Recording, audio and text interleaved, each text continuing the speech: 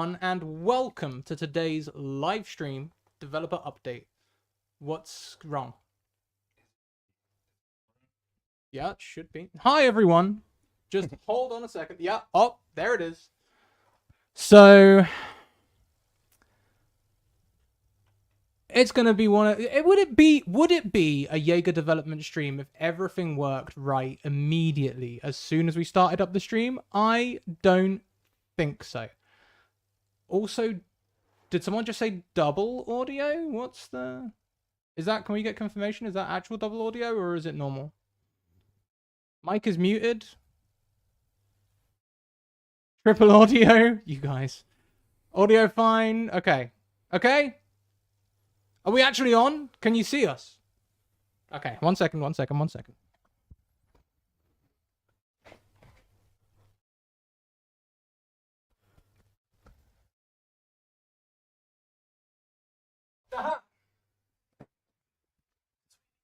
Oh, hi everyone, and welcome to today's developer discussion.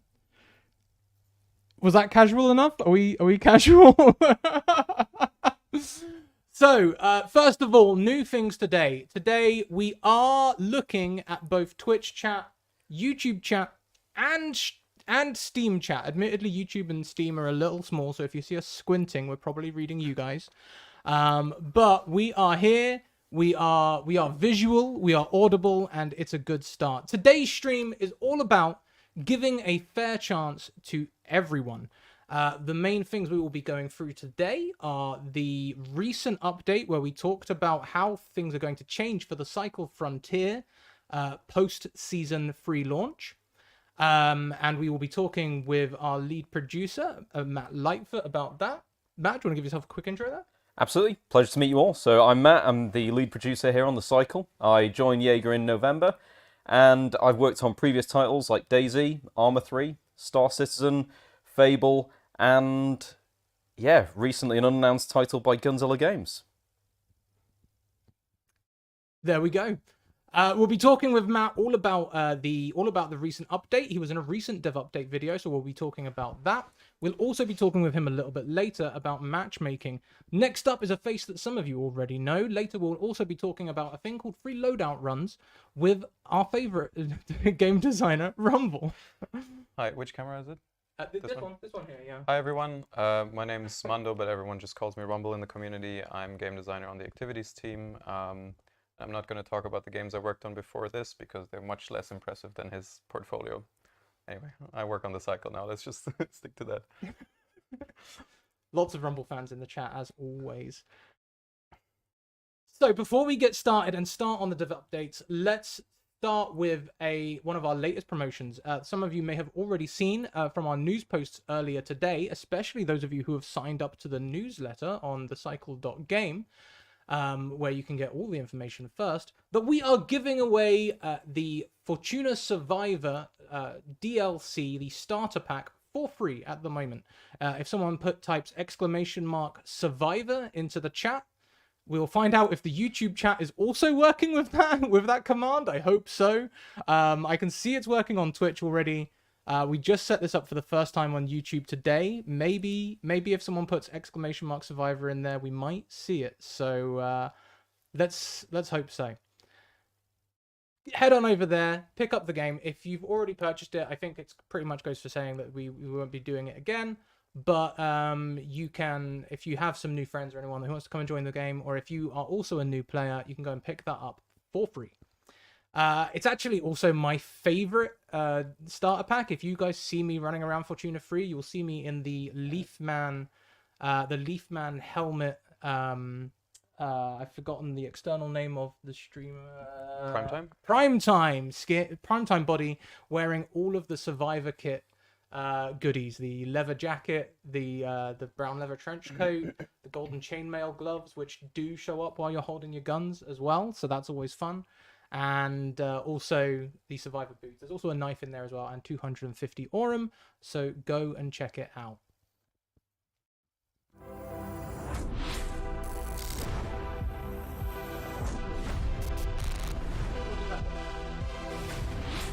So first up, let's go and talk to Matt about progression. that? Talon's army.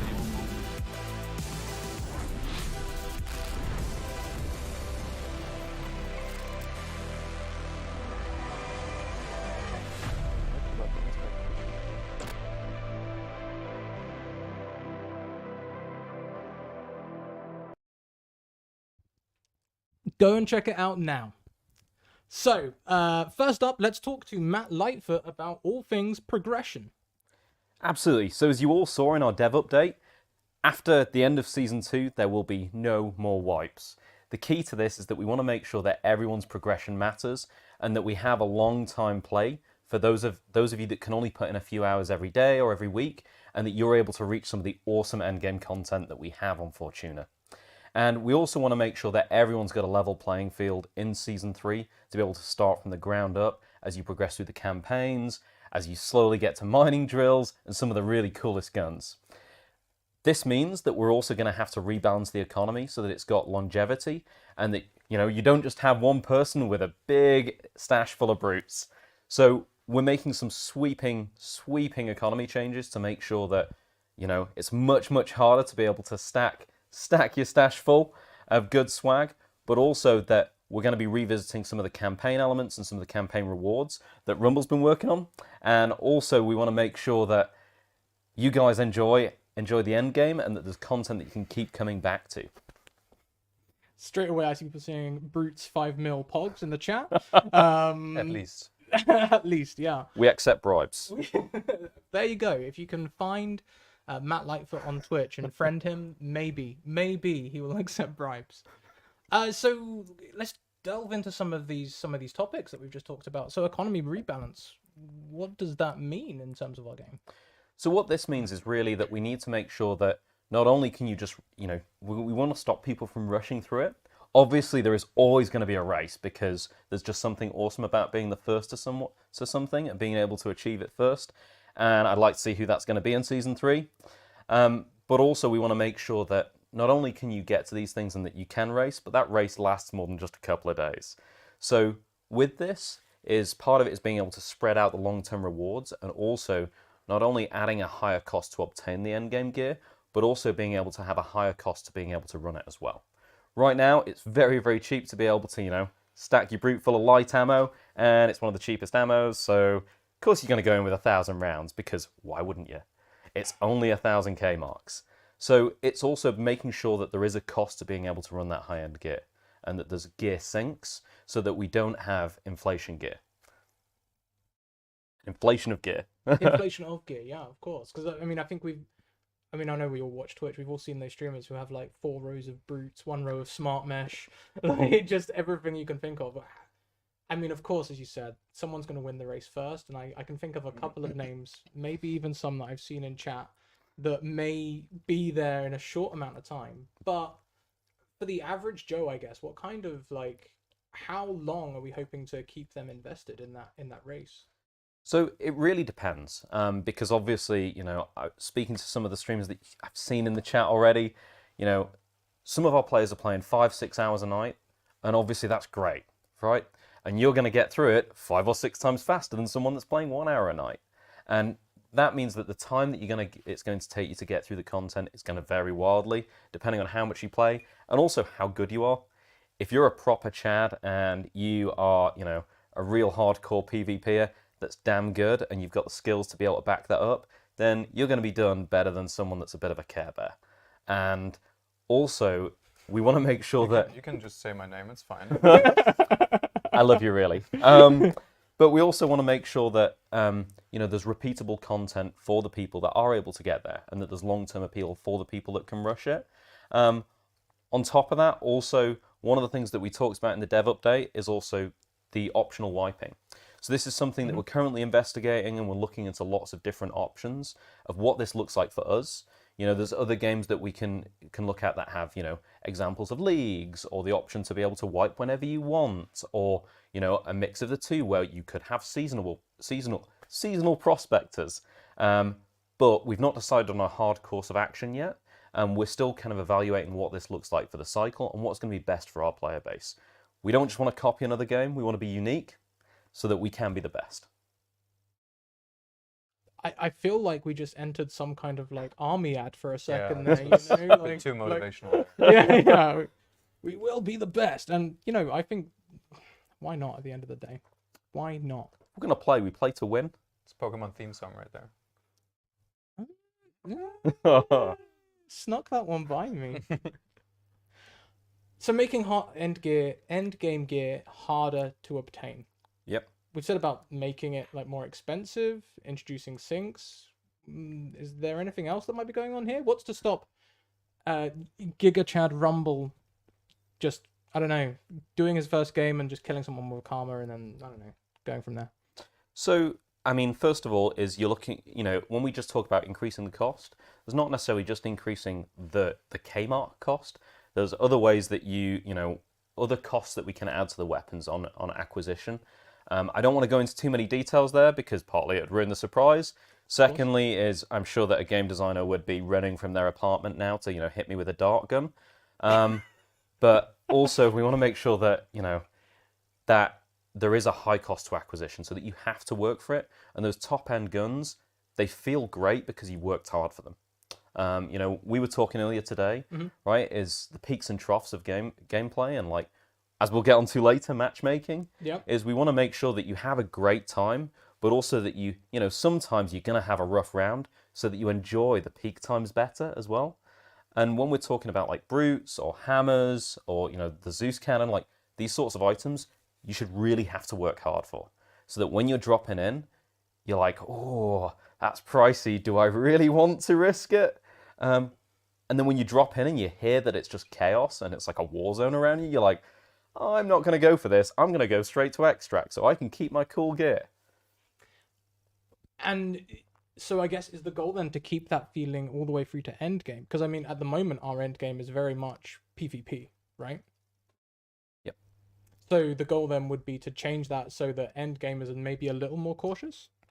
Well, we also want to make sure that even when you're coming in at endgame, obviously that you can't just farm Tharis, and you can't just stack yourself with tons of K marks, tons of endgame gear, and then you're like, what's another purple set and what's a brute? Because it's got no value to you because you've not had to work hard for it because you've got so much stuff stacked up. So you're like, I'll easily throw 50k on a hammer because 50k is pennies to me. Yeah, And I think the whole tension thing only really works if you care about the gear you're carrying. Yeah, and that's been one of our like major creative beats Yep. like since the very beginning is we want that tense uncertainty. Yeah. Maybe it is lost a little bit with how carefree the end game can become. Absolutely, it's about risk and reward, right? Is, you know, if you've got a risk and you're putting something on the line, you're far more invested in the win. Absolutely. I don't think there's anyone that can can say differently there. So how much replayability will there be at the end game then? Once we've completed the quests, is that it? So there will be some additional missions that we're currently working on, and that we will have that will not necessarily be particularly directly given to you without going into too much detail, but they'll be focused on end game players and they'll be replayable. On top of that, this is also going to be, you know, one of the things that we have to focus on as well in upcoming seasons. One of the big bits of the community when we announced that we were going to go non-wiping is there enough content? So we need to make sure that when we're making decisions around priority and feature development moving forwards, that we're looking at replayability and endgame replayability especially, so that we can make sure that not only are we catering for people that, you know, are putting in the 1 hour a night, but we are also providing content for the people that are putting in 5 or 6. Absolutely. Calling back to the stream title, giving a fair chance to everyone. I suppose we don't want to talk too much about the quests because I know they are coming up in another announcement in a couple of weeks, so we won't go into those in detail. But they're gonna be awesome. But they are, but That's all I'm gonna say. Rumble, you will be the person to talk to about that, of course, as well. Yeah. Are you hyped? Is it how just like very super top level? How big are the changes? I mean, I'm doing a holistic pass on basically all of the faction campaigns to make them less annoying where they were unnecessarily annoying and replace the annoying stuff by particularly cool stuff. I know it's very vague, but that's basically what I'm doing. Um, and the other thing I'm doing is adding essentially an endgame grind that I expect 90% of players are going to say it's too hard, it's too grindy. 5% of players are going to say it's perfect, and 5% of players are going to complain that it's too easy. And Yep, yeah, we're that's looking at you, Devathatch, specifically. the fun of being a game designer. You're going to please 5% of people. But yeah, no, I'm pretty happy with where it's going. And also, really important note on that. I'm not going to spoil too much now, but there's going to be some cool rewards waiting at the end. So it's cool shit. One question that I've just seen pop up in chat is, so there won't be any more wipes, but there will be new regular seasons. We will keep a continual seasonal revolution and evolution so that we can keep bringing in new content and that there's all new stuff for you to enjoy. And that also keeps us in a regular development cadence as well, so that we can continually deliver. We can keep bringing you new cool stuff, and you know when to expect it. Our frontier wouldn't be a cycle without revolutions. Absolutely. Someone also mentioned is, getting stuck with a scrapper.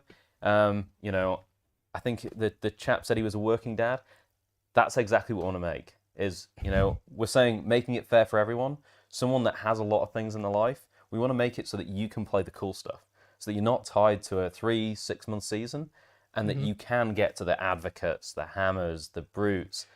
I mean, yeah, you can experience basically all of our content for sure, because you can play the game at your own speed, essentially. If you are a father and you're like, you have a busy life or whatever, and you only play like 2 hours a week, then sure, you'll still get, as you said, like to Theris Island and all of this cool endgame stuff. Might take you longer, but who cares? Like, as long as our matchmaking works as intended, we're gonna have a good time. Absolutely. I think that's one of the things that we definitely saw on the last wipe as well, especially on the Steam reviews and things, is quite a few players were not expecting it. I think we kind of made an assumption that people were like, oh, it's an extraction shooter, they know a wipe's coming. Yeah. And then when it happened, I remember there was quite a few Steam reviews that were like, I've lost my progress. Why? Like, so... I think we need to remember that a lot of the people we have on Fortuna do not come from other extraction shooters necessarily. So Absolutely. we need to start designing around that notion. Yeah. Sorry, continue. No, absolutely. I mean, this is the thing. So today's stream, we're not going to try. We're trying to keep this like nice and light and loose. We want to make sure that we get to see a lot of your questions, a lot of your comments, and kind of make sure that you guys have the opportunity to interact with us. So we are watching chat.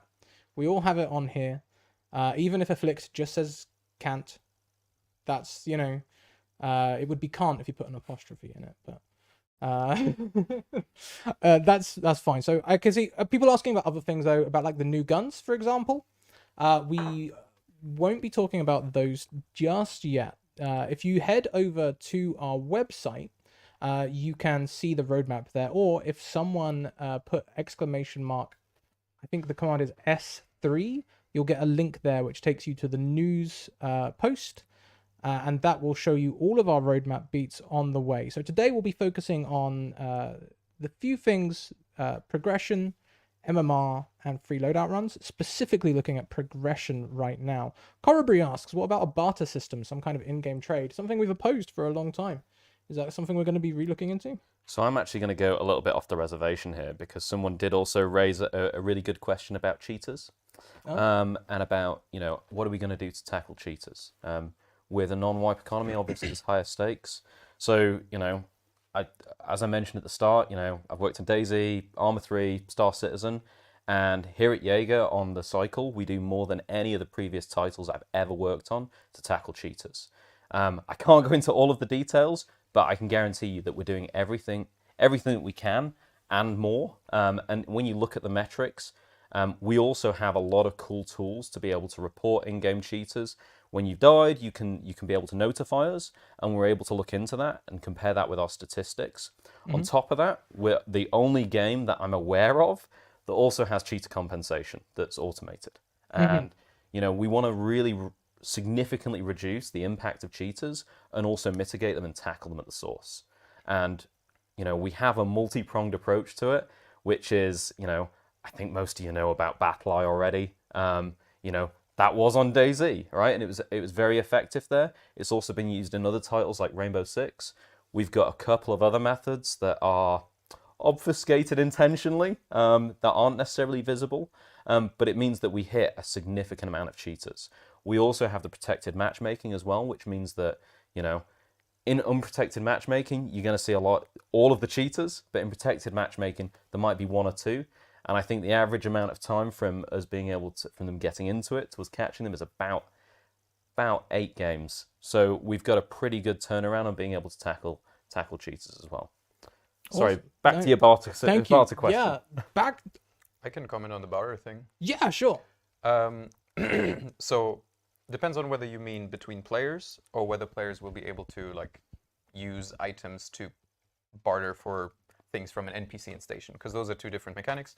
Between players, I would be very careful about it, because having like any kind of players affecting the economy of other players, always risky, difficult to control. It can have all kinds of weird outcomes. But I personally, and I think a lot of designers on the cycle will agree, love the fantasy of there being a shady NPC, and no concrete plans, I'm just spitballing, but there being a shady trader in station that sometimes appears, like Zur in Destiny, and you just bring him, I don't know, he just tells you, bring me a gyroscope today and I'll give you this legendary gun or something like that. And then you just could drop down there, start running for a gyroscope. That kind of stuff is like...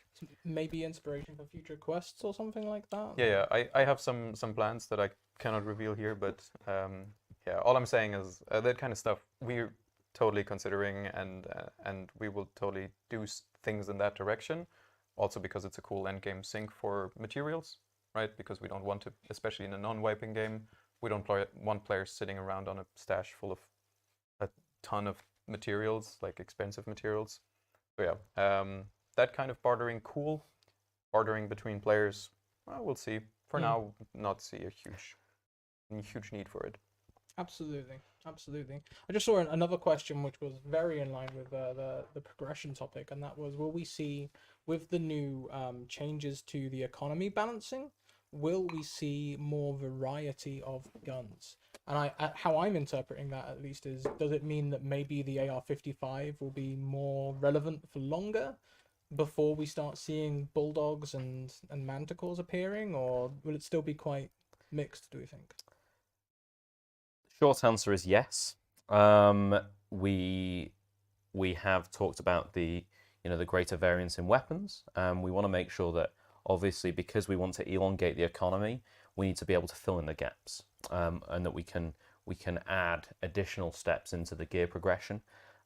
We have a plan for that we are currently actioning on, but we're not currently going to speak about that, because we need to keep something behind the closed doors, to keep you excited. But it's a really nice idea. It's something that you'll be probably quite familiar with, and it's a way that we'll be able to enact in Season 3. Of course, yeah. I saw another one. They're moving quite fast, but I saw another one there. I'm going to try and recall it, because I can't I can't remember it exactly, but it was about Taris Island. And is there any comments on how much players are using Taris? As the economy gets harder, will it also become harder to reach Taris, that sort of stuff? So there's a few things that we're currently working on with Tharis, and that we're actioning on from feedback. So I'm going to speak in awful generalizations here. So the first part is, obviously, as we go into a non-wipe economy, we want to make sure that we can monitor it. So we have live metrics that we're able to see in a almost live basis, with sometimes a delay of a few hours, which means that we can keep an eye on the economy and we can make hot fixes if we need to, and we can also include updates into patches. And this obviously ties into Tharis as well. Obviously, we know that some of the exploits, maybe you might phrase them like that, of being able to get a large amount of gear out really, really quick and be able to just farm that sweet, sweet K-marks. And what we want to do is we want to make sure that this isn't something that happens immediately, so that we can control the economy. Again, we also have a method of being able to deal with this and manage this so that we have time to monitor and react, and so that we do have an ability to control the economy.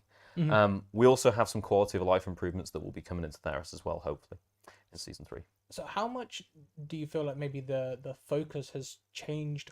Like, obviously we've always cared about the economy, but with the wiping system, maybe there's been a bit of, well, it's going to wipe soon.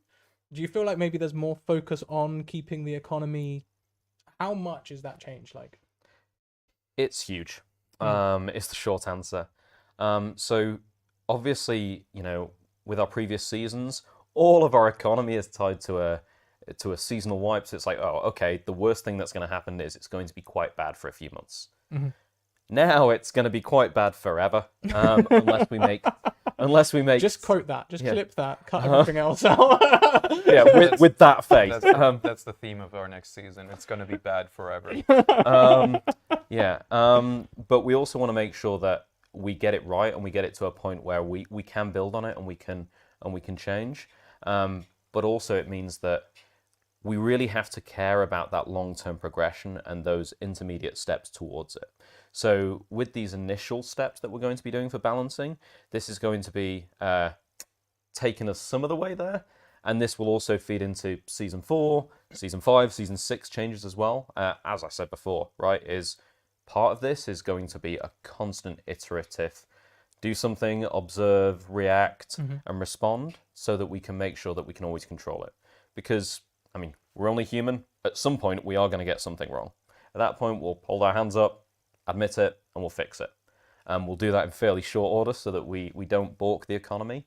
So that, Yeah, when in doubt, blame Rumble. It's fine. yeah. That's what I'm here for. Classic. I've seen some questions that are being spammed a little bit regarding who players face in terms of duos, trios, and different gear. I would like you to save those questions until we are on the matchmaking part later on. I'm not ignoring you, but we have a whole section of our agenda today on matchmaking, so we will get to that in good order. Okay, so this is quite an interesting one. Will some guns be available by only finding them in raid, which is just, I guess, known terminology from the genre? I wouldn't like to make us commit to anything like that, but if we take the question a bit broader, will there be different ways that people can acquire guns? Maybe every gun can't be bought or something like that? I mean, we already have that now. We have weapons that are only craftable. True. True. And, obviously it's also easier to find some of the guns in the world than it is to necessarily find all of the things that you need and be able to progress through the missions. My greatest find was finding a brute in the On a base player. No, base camp, the sealed room in base camp. I found a brute there and I was so happy, only for it to be brutally taken from me 3 matches later. But I can say a word on that real quick from design side. No concrete plans, but me and I think the other designers as well like the idea of having like specific quest lines to unlock the crafting of this gun. Another quest line over here that unlocks the purchase of that gun. So like, tying it all a bit more into progression rather than just only the number of the faction reputation going up. That kind of stuff is really cool, especially since we can then do a whole narrative thing, like we introduce a legendary ICA gun and we say the ACA, wants to develop the plans and then the player goes through a quest line. That kind of stuff, super cool. No concrete plans there right now. Yeah. No, non-committal suggestions. But we want to do it. Broader speaking, Mando, from a game design point of view, does this change to keeping progression enable you to do more in terms of game design, take away restrictions, or restrict you more? I think it it has its upsides and downsides from a design perspective because everything is much more, as you already hinted at, everything is much more like fatal. Like if I fuck up in some way, anything in terms of economy, I don't know, there's a job that is way too lucrative and players farm that job to get insane amounts of script. And that script will stick around in players' possession until we do something about it. So it's riskier, but at the same time we get like clear upsides. For example, I'm not going to hear the complaint that players need to replay the campaigns over and over again. They have to do the mission where they need to stash something in swamp camp, the grenades. They need to do that once and then they're done with it.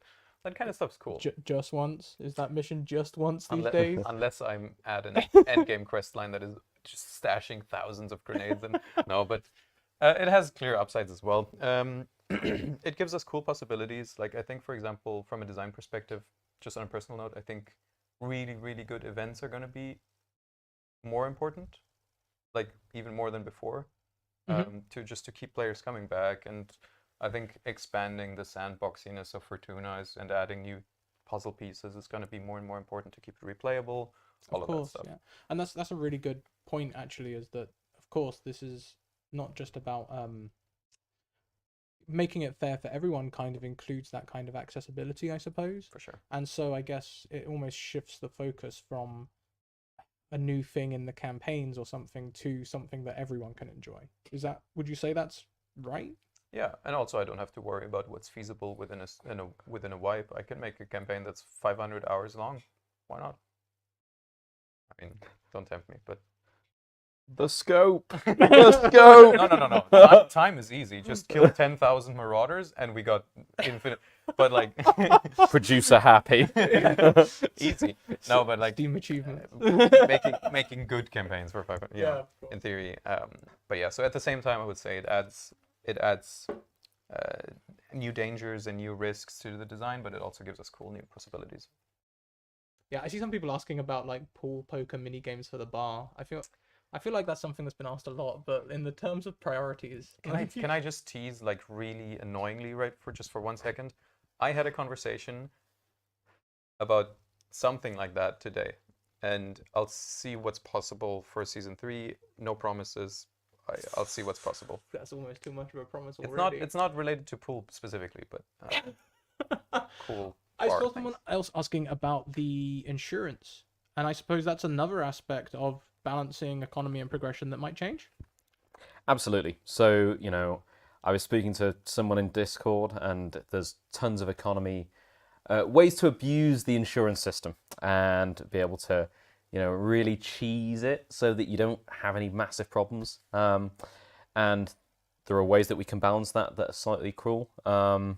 And there are ways that we can say, well, if you want to take your thing in, sorry, but your insurance doesn't cover the full value, or you're going to have to pick up the bill yourself. And there's lots of ways that we can do that are quite aggressive to make sure that going in there is a risk that you have to calculate and that you really have to weigh against as well.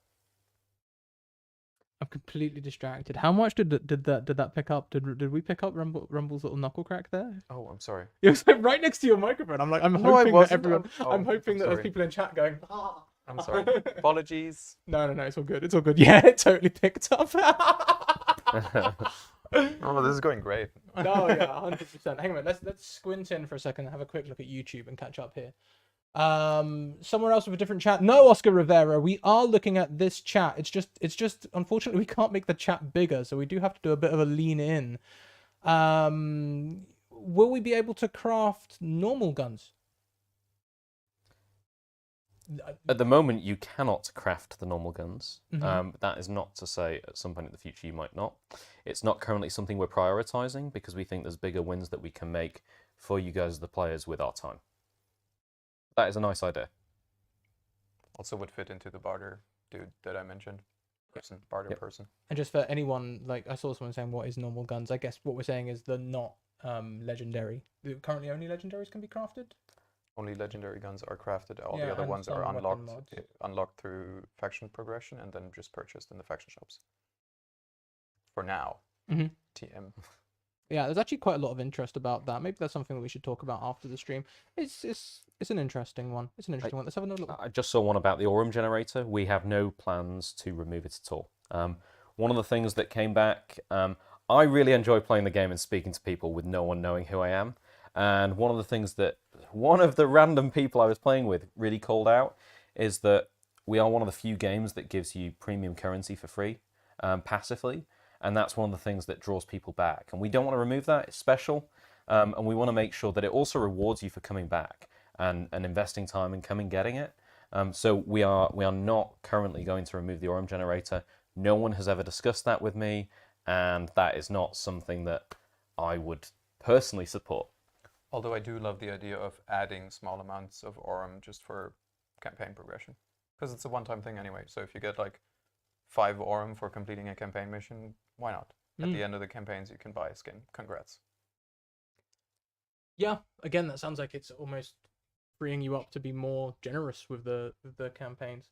This is a new side of Rumble. Usually Rumble's very much about hurting the No, players. I make annoying missions and then I reward you for completing them. Okay, yin and yang, got it. That's the emotional exchange here.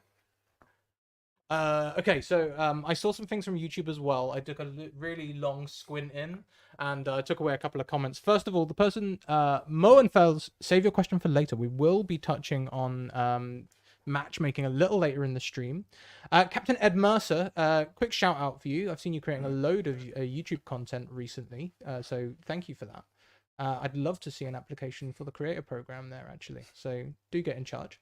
They asked about armors and changing the economy changes that may affect armor. I think that's something that's come up quite a lot in the community, is talking about armor, progression, repairs.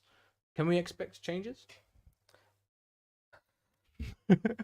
I can't go into details. We have discussed lots of changes with armor, and also being able to look at our entire pacing as well to go alongside with everything. Obviously, just changing to a non-wiping economy impacts everything inadvertently. So when we talk about being able to slow it down, increasing the risk, and really making a very, very cautious decision around risk and reward, it also then translates to items, the benefit they have, and also the gear gap. So when I talk about the gear gap, what I mean is the gap between someone that's wearing grey armor or no armor to people wearing, full juiced, perked out stuff that they've taken to the forge, and then absolutely smashing the people in grey gear.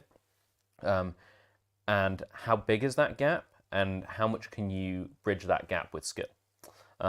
Because really, those are kind of the two things that we're looking at, is also player motivation and also player skill. Why do people play the game? Also, how good are they?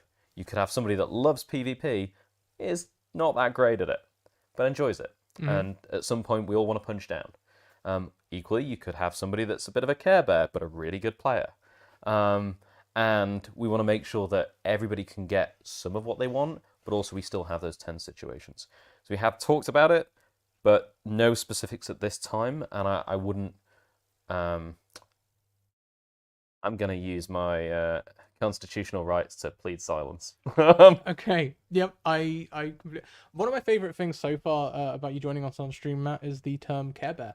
I don't think we've ever heard that before. It's the first time in my life I've been called that, but now I am it. Yeah, it's definitely a new thing. It comes from the whole Simpsons thing with, the Care Bears where they're nice, friendly, but then you also have the intensive Care Bears that are lovely, but then they've got crowbars.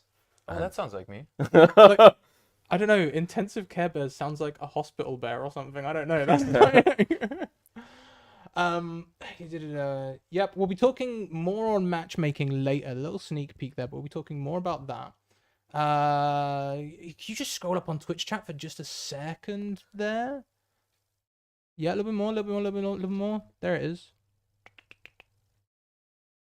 Okay, yeah, no, actually, I'm not going to ask that question because it's too on the money. I'm going to scroll down again, scroll down. More info on some of these topics later in our roadmap. Stop spoiling my surprises. Okay, talking about ping lock and stuff, I don't know, do we have any more specifically progression-based questions from the chat? That's what we're looking for here at the minute, specifically around progression, but not too fast. We'll lean into YouTube. Yes, as well. Fluffles will forever remain in the station. I will fight for that. You're advocating for Fluffles. Got it. Dude, if Fluffles ever leaves, I'm leaving the company. So I can touch on the King Charming's question. So when we were talking about optional wipes, at the moment we're still exploring lots of our options. So some of the comparisons that I might draw you to, and most of these are mutually exclusive. So this is not confirming a path of direction. This is really to look at what are the options that we could have on the table. Emphasis on could. We could go down the Path of Exile route with leagues, where every single season you have the opportunity to partake in the new content, but you need to start fresh. Then it's merged back into a main branch or a main league, and then you can carry on playing with all the gear you got in that league. Optionally, we also could go down the route of optional wipe at any time, and then we could have rewards where it could be anything. It could be Aurum, it could be charms, anything. But unconfirmed. Yeah, Repeating more this, sort of yeah. like down the almost that feels like more like the kind of hunt showdown kind of wiping. Yeah. So what you're saying is we will definitely. We just committed to. No, I'm just kidding. And all of this, 100% true. We don't know 100% yeah. yet. Just don't rely on anything. There's also the possibility to then have seasonal prospectors as well, where if you choose, you can choose to start a new prospector every season, and then you get benefits for that for the season. There's also a mix of some of the other ones where we could have optional wiping, but you could also have seasonal prospectors with different benefits, and a mix of the other ones. So at the moment, we're still evaluating which is the direction that's going to work best for the cycle, and we're not going to just follow blindly what someone else did. We want to really find what's going to work best for us, and also what's going to work best for you as the players as well. And I also just want to add one thing real quick from a just very high level game design perspective. I don't think we're that low on content compared to most other games. I think we have a pretty decent, especially for a game that's so young. I think we have an insane amount of content actually. I think one area where we could get better at is making our content more replayable. Like and really embracing the overlapping randomness of Fortuna, like the sandboxiness, that kind of stuff, the unpredictability, jackpot moments, all of these things. I think that's where a lot of sexiness will lie in the future. And that almost keys into one of the questions that I've seen posted a couple of times, but I've read it and just kind of moved on. Someone was asking, I'm sorry, it's moving too fast for me to have caught who asked this question. I was just focused on the content. But they were talking about having like things like drills and I guess what's classically been known as end game content to this point becoming more mid game. I suppose almost that mid game, end game division will diminish. More elongate. Okay. So, one of the things is also making sure that actually, you're not just able to rush through things, but, you need to dip back into things. And that it's about being able to take the span that we have, cross-pollinate between features, and also be able to elongate your playtime with what we have as well. I think someone had a really good question that I've since forgotten. That was it. They were trying to find the benefit in being able to go non-wiping, and I will reiterate it for those of you that have been with us since the start, but also it's about being able to set up a fair playing field so that people that play 5 or 6 hours and that are really, really good, top notch, tickety boo, and able to smash everyone because they're always on point. They're not the only ones reaching the end game comfortably. They're also the people that have other things in their life, have a job, have children, they go to Samba class every Wednesday. They can also get in with their 2 or 3 hours a week, and that they can build up slowly over time and be able to get to the drills and the dungeon and being able to go on to Tharis and really enjoy some of the cool content that we have there. Because as Rumble said, we have a lot of content, so we feel that everybody should be able to enjoy it.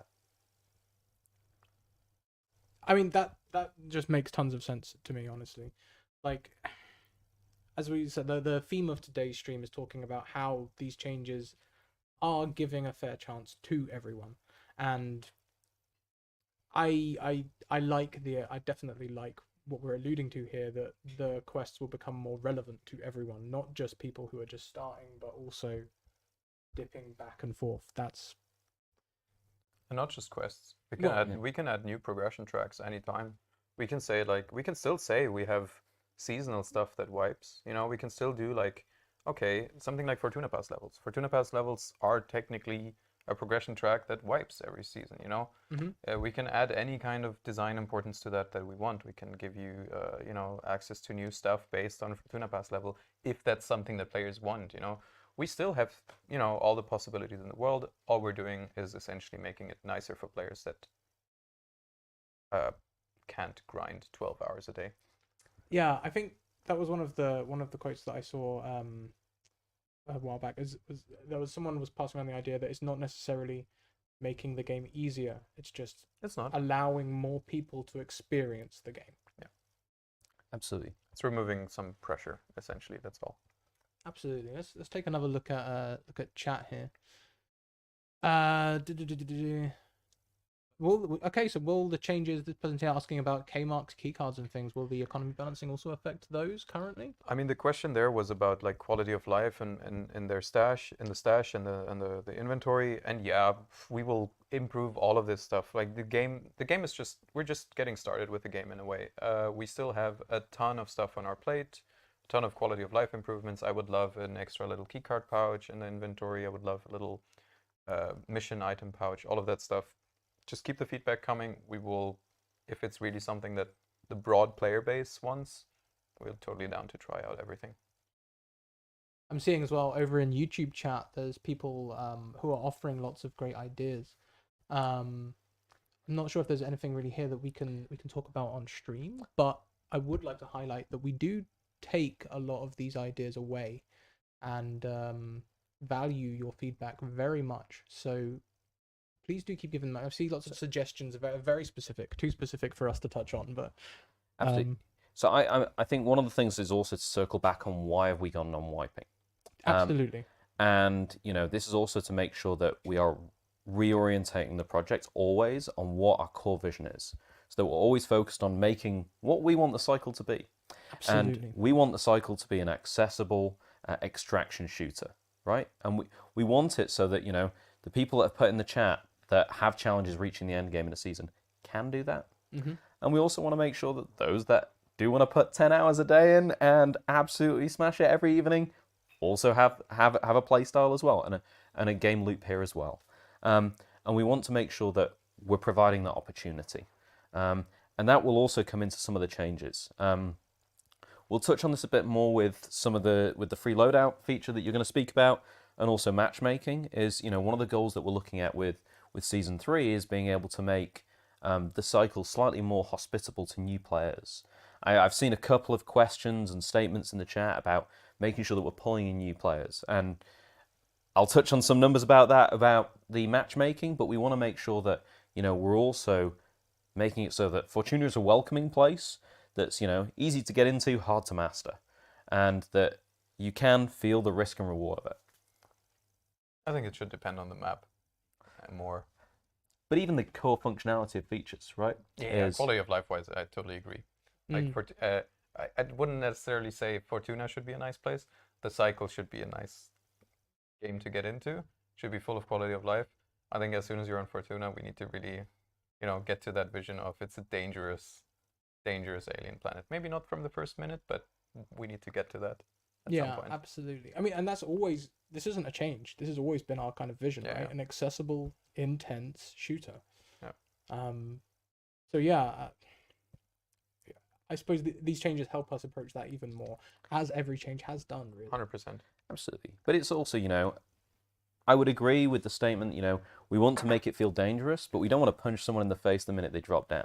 No. We want it so that you're welcomed in with a loving hug from Badham, and then you're thrown out into a very dangerous world where, you're supported into it, you can understand it and survive, but then the thriving is on you. Mm-hmm. And that actually being able to go in there and expand on that and build your own Prospector fantasy is really up to you. Absolutely. I've seen a hard one. Are you ready for a hard one? Go for it. So someone was saying, what is to prevent us with this new economy welcoming a friend and just dropping them a bunch of gear? So this is something that we're actively discussing now, right? Is if we were to go with optional wipes whenever you want, this is, the simplest exploit that you can see in that system. Mm-hmm. There are ways that we can tackle this that have different levels of harshness, bluntness when it comes to feature development. As I mentioned, we've not really picked the actual specific direction we want to go with wiping strategy. This would be completely avoided with some of these and easier to manage. There are other ways that we can reward you for not doing that. But I can't speak with specifics because we haven't picked a direction. But that is something that is absolutely top of mind because we don't want to implement a cool new feature and then it be very easy to abuse. Like, we don't want people to abuse the features. We want to make sure they're robust, they feel solid, and they're good quality. And we're aware of that. That is something that is always in the top comments when we're discussing this.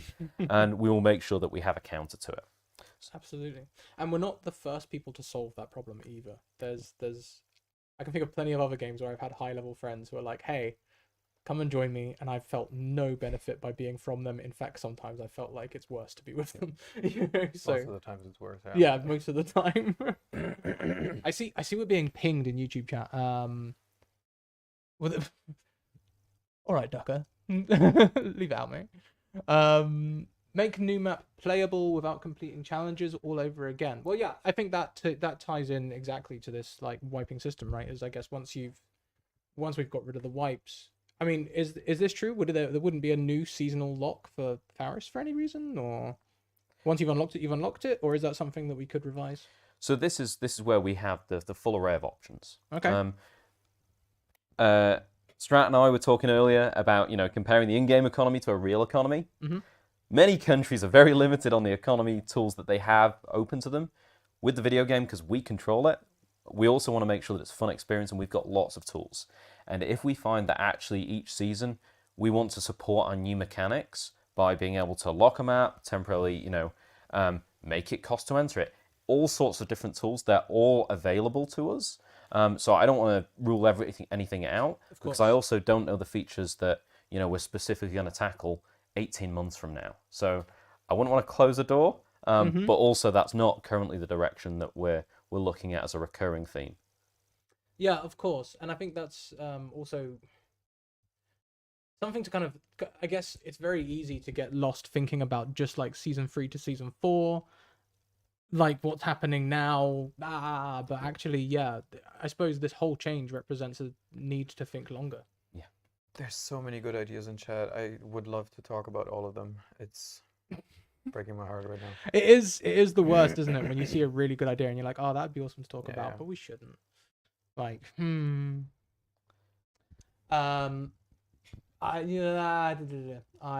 missed that because chat was moving a little too fast. It's about matchmaking. We'll be touching on matchmaking later. Absolutely. Okay, so here's an interesting one. I'm not even sure I understand the question, but perhaps you game designer, lead producer people may. Without wiping, how are we going to prevent campaign creep? By campaign creep, you mean just being done with it and then just... I have no idea. I'm not sure what you mean by campaign creep, but at some point in a non-wiping game, you will be done with most of what the game has to offer in terms of campaigns. And then it'll come down to, us adding maybe some sort of repeatable endgame grind, maybe. It's nothing we're like actively doing right now, it's just one option. But a repeatable endgame quest line that is super grindy, something like that could work. Something like voluntarily wiping your own campaigns could work. We have a ton of possibilities. So Noah's just actually extrapolated on that, and it's the campaigns get so long that new players are intimidated. And I guess if you want to speak to that. I mean, intimidation comes from being faced with too much at once. It's an exposure thing, and the campaigns already work by only showing you what's upcoming, right? So if you logged in season 16 of the cycle and you had 800 quest lines per faction waiting for you, then obviously, yeah, it would be daunting. But that's not how the campaigns work. It's basically you're still going to go through your FTE. It's going to be so polished by then. Oh, I cannot wait. You're going to go through your early quest lines. I'm sorry, I've been talking all day. You're going to progress the same way as anyone does now. You're going to unlock the next quest line, and then you're going to be faced with that little story snippet, and then blah, blah, blah. And then you're going to discover Theris as anyone else would, And then I guess it just wouldn't stop for you. It would always be like, oh, damn, now I unlocked this map and that quest line. So actually, I think it's going to be a pretty cool player experience. Yeah, and I suppose as we say, like our like high level goal here is giving a fair chance to everyone, and I guess that would mean that there would be, when we have like new stuff, being completely non-committal, just new stuff. Not even going to say what kind of new stuff. I suppose there would be a mix of it being locked behind content or being available immediately to cater for all audiences. Maybe even tiered stuff that you can unlock as you go on its own. One thing that's just popped up or keeps popping up in chat is in-game events. Yes. So obviously, we have our end of season events, and with us going non-wiping, this is something that's actually, probably got less weight because we're not going to wipe. Yeah, of course. That's a really good point. So it's actually something that I want to address head on is This is something that, right now we're coming up to the end of Season 2. Mm-hmm. We have a really cool end of season event. We have announced that, I'm pretty sure. It's on the roadmap. Okay. So we have a really cool end of season event that I'm not going to go into detail with. Otherwise, the camera will cut out and then, Yeah. I'll disappear. You'll just hear thud noises. But also, as we move forwards without wiping, I'm sure that we will want to do more in-game events. And it's actually about us just changing the mechanism that we deliver these and also changing the focus. I know that some of you have tied in-game events to the economy, and that's certainly a very potential path of thought because obviously with challenges of gear sync and things like that, that is something that would be a natural pairing. But at the moment, we don't have anything to announce about long-term event planning, but it is certainly something that's top of mind. Yeah, absolutely. And again, just to reiterate, we really do listen to a lot of that feedback. And not to say that we're doing any of these things, but I've seen people suggesting donating gear to unlock things as a really broad example, and lots of other suggestions that come up, especially in the Discord a lot. And we do listen to all this feedback and value it. So while I'm not going to say, hey, we're going to do that or anything like that today, because I don't think we're in the position to fully commit to anything of that sense, at least not at this point in the roadmap. We do listen, and it is there are a lot of good ideas that come from the community. A lot of them. I saw a question a minute ago, and I've got that thing where I had it on the tip of my tongue, and then I kept talking too long, and I've forgotten the question. It was a good one. Corey's question? It might have been. I mean, if you're talking about in-raid events, so what happens on Fortuna, like a classical airdrop, all that kind of stuff, we still want to add more and more of that kind of thing. And as I mentioned earlier, anything that embraces sort of the sandboxiness of the world is going to add even more value in a non-wiping game. So yeah, just keep the feedback coming. We will add more and more cool stuff to Fortuna that can happen as you play. So, absolutely. Big fan. So I think we probably have time for one or two more questions. I'm actually gonna elegate. Elegate? What am I trying to say? No, I'm just gonna say nominate. Choose? That's not the word. Yeah, choose. Elect. If I'm elect, oh, that's a good word. Yeah, we'll use that. I'm gonna elect one of our mods. Mods, look out for a good question, and when I ask, please spam it because chat's moving pretty fast. It's hard to see the questions. You meant delegate. Delegate. Yeah, that's the yeah, one. yeah. I said it, and then I forgot how to pronounce it, and then my brain forgot the word entirely. I saw a question from Mouse though, and Mouse said, if we plan to slow down the gameplay, how I've forgotten it again, but Mouse, post it again and I'll read it because I remember thinking it was a good one. TCF Justin is a troll. All devs are trolls. It's part of the employment criteria here. Yeah. Choice when dropping. Oh, that was too fast. From dude. Yeah. Nothing planned at the moment, Hooligan. Maybe read out the question. Sorry. Yeah. Go ahead. No, go for it. If you want. So the question was, can we choose whether we want to drop in the storm or during day before dropping down? Which is an interesting question. I know that Tarkov has like the time selection. You can choose whether you want to drop nighttime or daytime, essentially. But no plans at the moment. But we know that for some things like waiting around for the Alien Forge to power up, or waiting around for missions that ask you to kill stuff during the storm, we're fully aware of the problem statement. We're not quite sure how to solve it yet and how big the problem actually is. But keep the feedback coming. We want to hear about that kind of stuff because it's good to know. Yeah, absolutely. And now we look towards our mod, possibly. Yep, there's Stalker spamming. Thank you, Stalker. Are there any plans for a system to allow randoms to squad up together? So currently, it's not something that's prioritized for Season 3. The way that I've always done this, because is just by joining the Discord, and there is a handy mechanism in the Discord where you can find people to squad up with, and then you can meet each other on the station, add each other as friends, and you can join in together.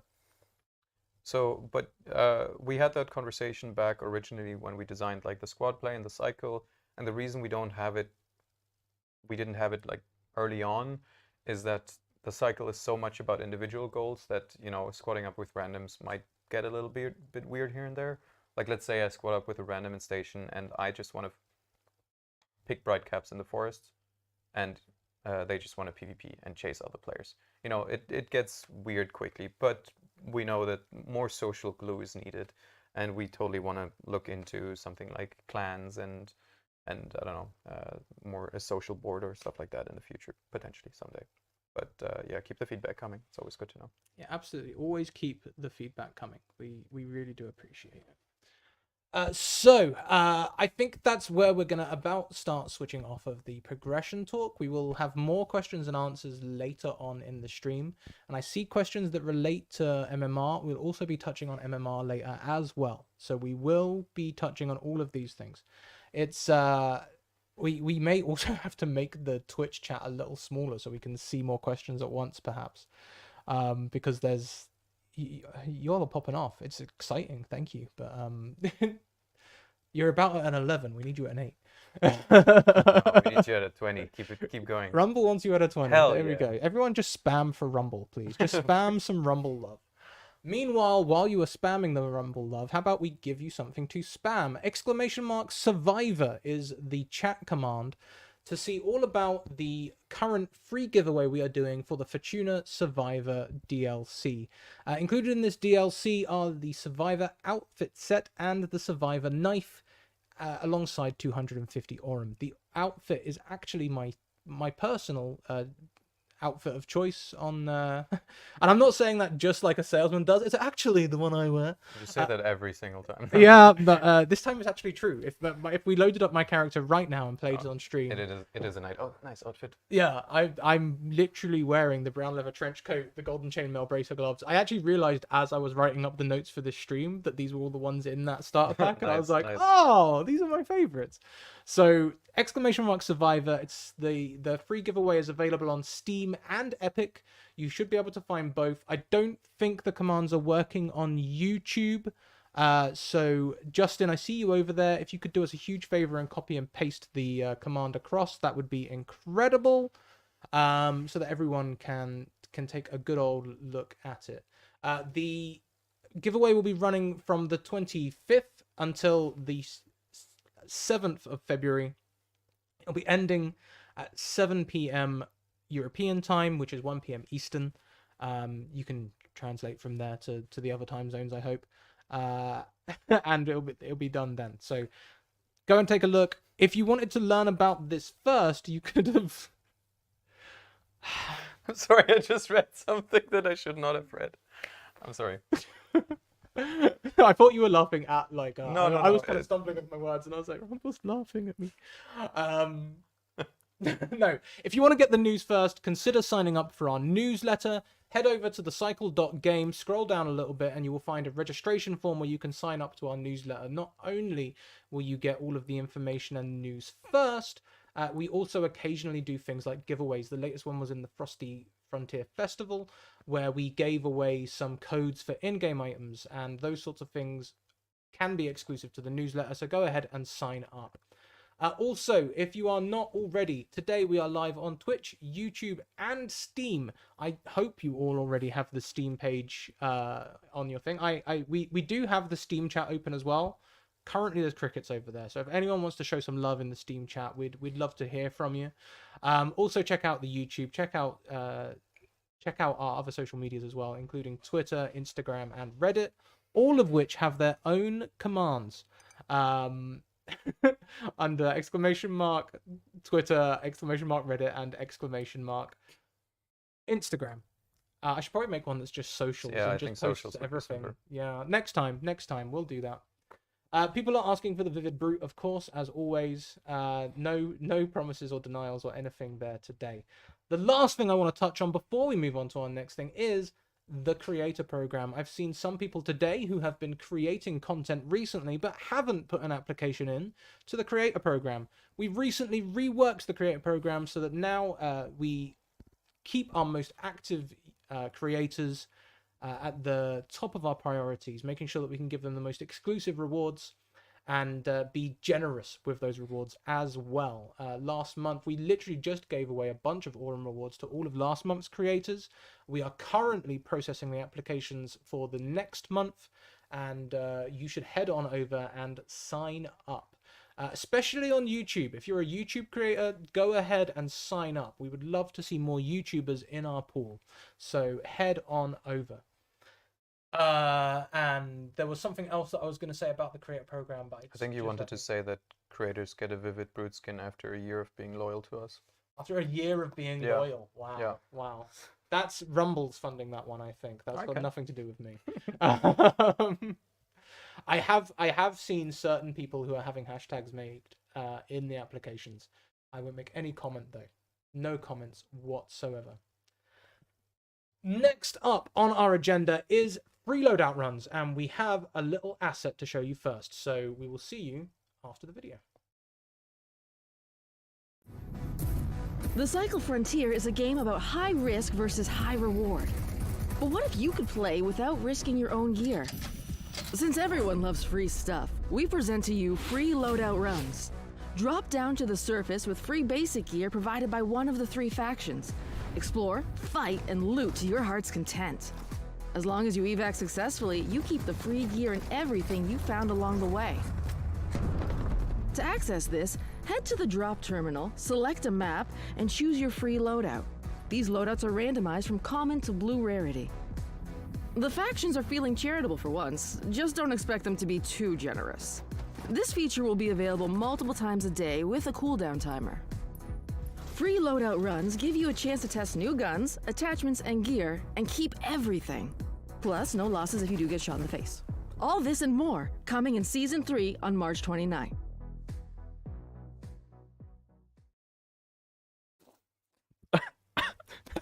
Typically, as we come back, I think Matt might be dying. Are you okay, Matt? He didn't hit me. I promise. Accusation.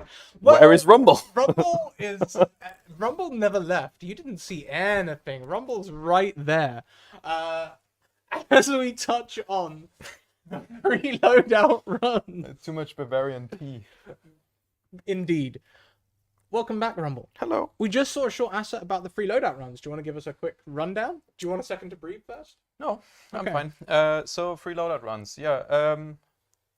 It's essentially the TLDR of it is going to be that you don't have to always drop down with the gear that you accumulated in your stash. You will be able to drop down with a sort of randomly puzzled together loadout that you don't have full control over it, so you kind of have to take what you get. But the idea is that it won't be the best loadout, it won't be the strongest, it won't be exactly what you like, but the minimum investment to even be able to play the game is going to be, reduced by quite a lot. So essentially, I think it does something really important, which is that on the planet, you will still come across stuff that you want, right? You will still find materials that you need for missions, blah, blah, blah. And you will still care about surviving, but it won't be as daunting after dying, for example, to build a new kit before dropping down. Like the hurdle to like, oh, I'll just do another run is going to be much lower, which I think is important because right now one of the major issues that we have in the game is that essentially dying can be quite frustrating, and then being set back to like, dragging stuff into your loadout and all of this. So essentially, just lowering the hurdle, the emotional hurdle before dropping down again. How often can people do a free loadout run? So it is on a cooldown. It is currently, and all of this is very much subject to change, obviously, but it's currently set to roughly half an hour, 20 minutes, half an hour. So the average length of a run, we don't want to really restrict, at least I don't see a huge case right now for really restricting it much. If a player wants to consistently run these free loadouts, it's fine. It doesn't really affect anyone else's gameplay experience. So but we will tune all this, so it's possible that the loadouts will be a little bit too good right now, but we'll tune it. It's possible that we need to tune the cooldown a little bit, but we'll see. And so how does it work in terms of if let's say I try and do a free loadout run drop, is it just like a button I click and then I appear on the planet with a loadout, or do I get to see it beforehand? Essentially, yeah, you get to see it, but it's like you go to the launch console as you normally would, you choose your map and everything, and then on the screen where you would normally, see your loadout, and I think it's also the same screen where you would insure it. I think, I'm not sure. You also have the option to basically override your loadout by a free one, and that will unequip. It's quite simple in terms of its design. It will unequip all the stuff you had on your character, put it back in your stash, and equip the stuff that is in your free loadout to your character, and then you just run a normal match with it. And if you survive, you get to keep all those goodies, which is cool. And I suppose in the context of today's stream, which is giving a fair chance to everyone, how does this affect the different players that you might find on Fortuna? I mean, I think, so in terms of fair chance, I think a big change is that you won't be able to get stuck in a downward spiral of, I can't afford a decent kit, so I can't make any money on Fortuna, so I can't afford a decent kit anymore. Like, you can't really get stuck in that anymore. And it'll just be people who are going to just play more and just going to have more fun with what the game is really about, which is the cool stuff that you find on Fortuna. Just on a personal note, in terms of fantasy, I think our game is at the moment, a little bit too much about gear and what you bring in, and not enough about the cool alien relics that you find on the planet, and the glowing crystals that you rip out of a rock, and the alien fruit that you just kicked off a palm tree. Like, that's what the cycle is about. I really wondered what you were going to say there when you said palm tree. Yeah. I was waiting. I was like, what bombshell is Rumble about to drop? So we've talked about where. Do we know what kind of items will be included in the free loadout run? Will we get legendaries? No, definitely no legendaries. So all of this is subject to tuning, obviously. Currently, it's going to be mostly white, gray, whatever you call it. Common and uncommon stuff. If you're lucky, you might also find some rare in there. Okay. Subject to change, all of this. Yeah, I suppose that's an important thing to kind of phrase this whole section around, is that it's still in development at the moment. Yeah, we developed it. So we built it a while back, and right now we're just testing it, and we're testing it very organically. We're telling our QA department, hey, if you drop down, if you're testing campaigns or whatever, feel free to use the free loadout runs, because it matters how it meshes into a normal player's sessions, essentially. And so, will this be in the live game from Season 3 launch? Yes, it will. Yes. Yeah, it will. Okay, awesome. So that'll be. I just saw someone asking, and I was like, that's a good point. We should say when this is available. How will this benefit? So I saw someone saying, I actually saw some of our creators talking about how this isn't for them. Is that true? Will this only benefit new players, or will it be available to everyone? I mean, ultimately, it's in everyone's interest if people are more eager to drop back down and play more rounds, because you'll face fuller lobbies. You'll face people that maybe aren't sitting in a bush for 30 minutes because they're scared of losing the armor that they brought in. I'll still do that. Me too, but not the point. But yeah, I think it's in everyone's interest in the end. But this is mostly for players that are kind of down on their luck and that rely on this mechanic. But that doesn't mean that content creators can't do like a challenge day of just only using random loadout runs or something like that.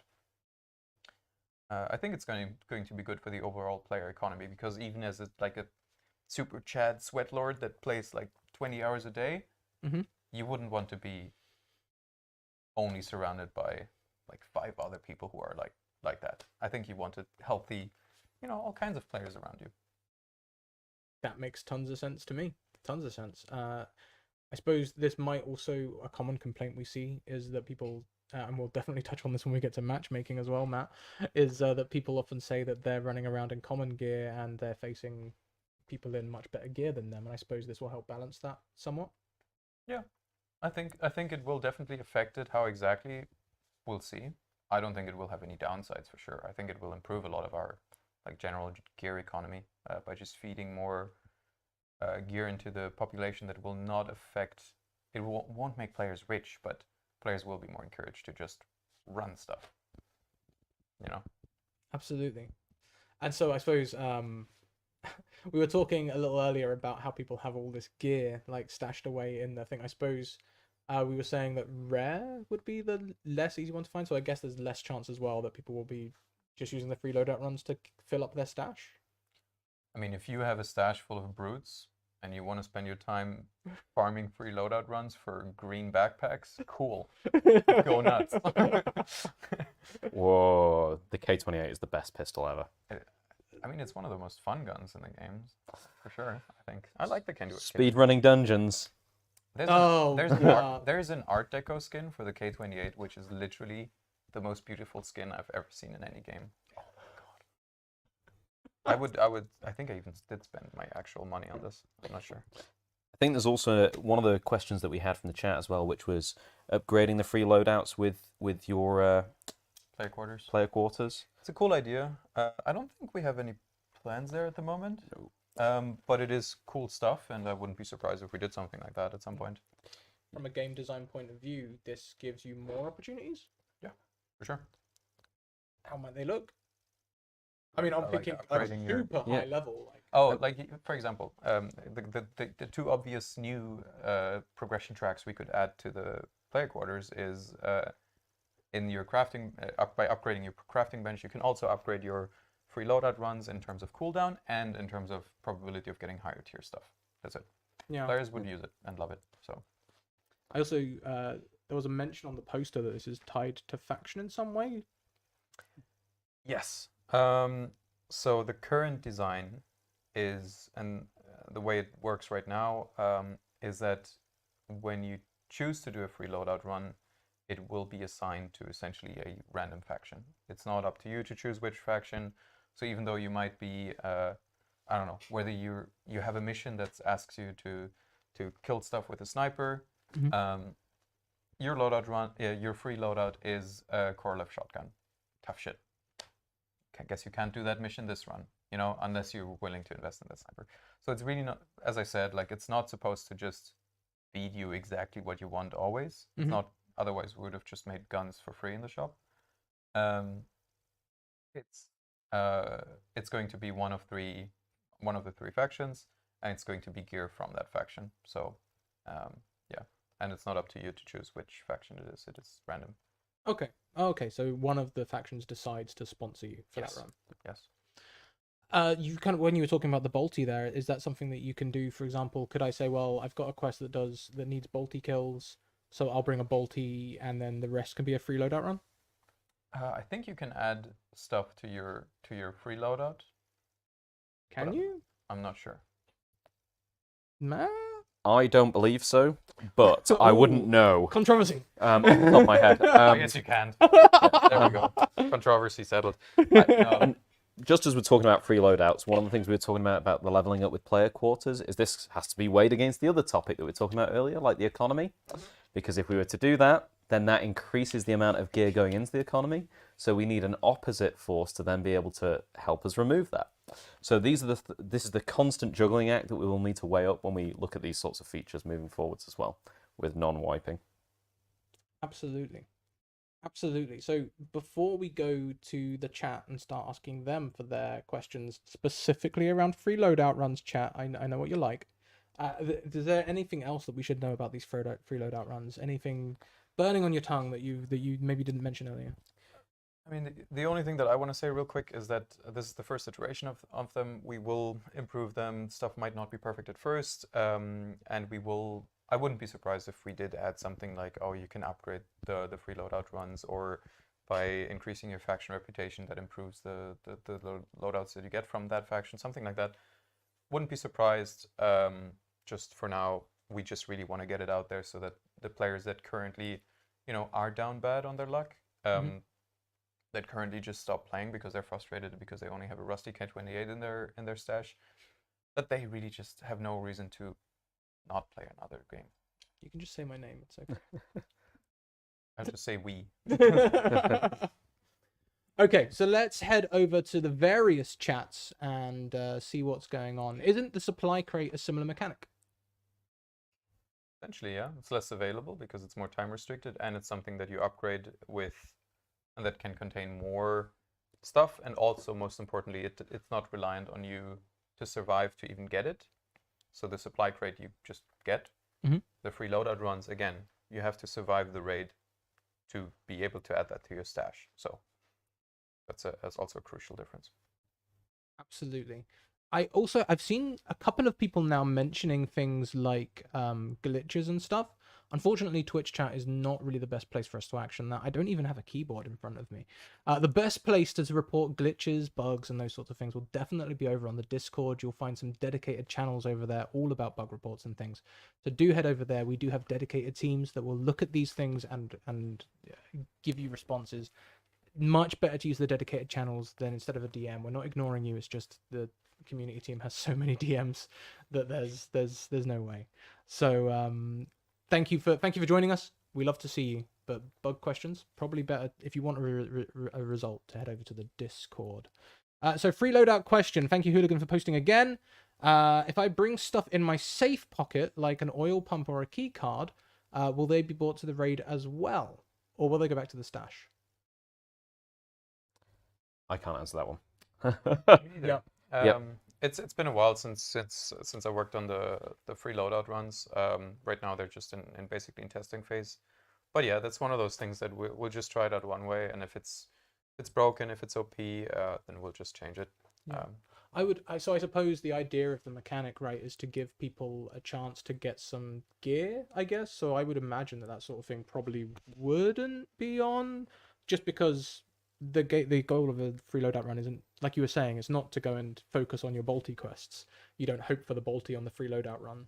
Yeah, but I mean, ultimately, even if you think about the core goal of the feature, even if you did a laser drill on a free loadout run, if you can pull it off with that loadout, you know, for the other, as I keep saying, for the other players, it doesn't matter whether you're running that white and green gear because you got it for free or because you brought it in. It doesn't matter. It's still white and green gear. So I don't see it. I don't have a huge problem with just giving you your safe pockets, but I'll have to think about it some more. Just keep the feedback coming as always.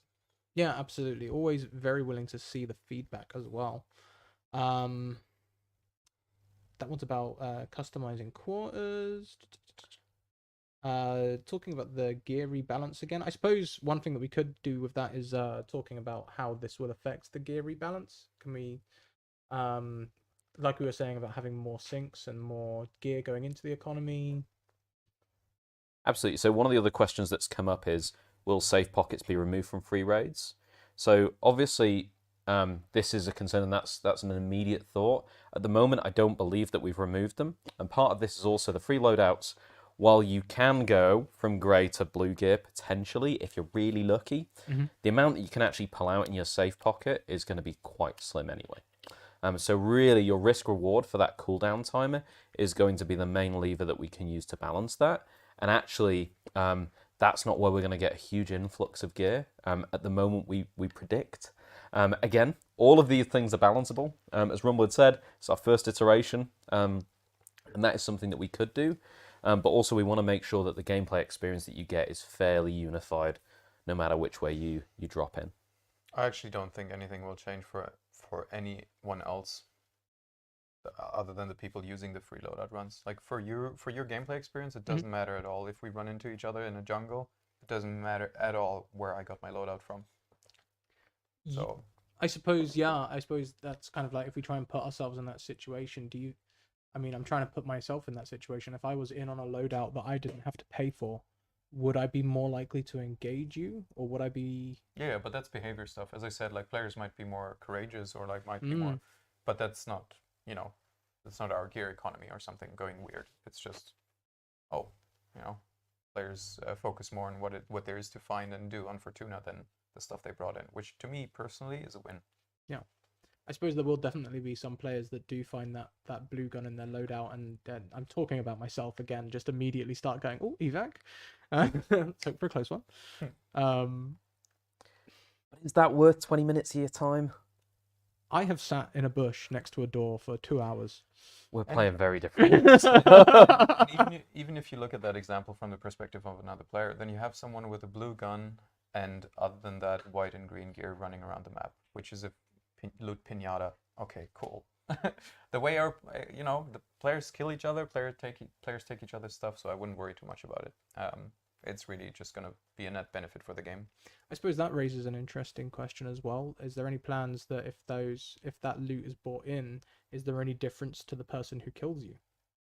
No, that's what I'm saying. It's Yeah. exactly the same. It's It's just just, I guess on average, it will even make it more fun to farm other players because the people that are currently doing naked runs, instead of bringing in, maybe some blue stims, and you're like, holy shit, this person has actually something of value. I think it's gonna make the planet more fun in general. so just to go super, really thinking left field. Free loadout runs part of the custom hardcore modes that we've seen streamers play, or not? Not allowed. Official Jaeger stance. It depends on the hardcore mode they're doing, what the challenge is. Yeah. Well, If I they mean, can do it 0 to hero, is going to be even funkier in some way. Easier, but funkier, because you might start out with a PKR Maelstrom and like 10 bullets for it. Have fun. yeah. But yeah, I think it's just going to improve it across the board. I wouldn't worry too much about the free loadout runs.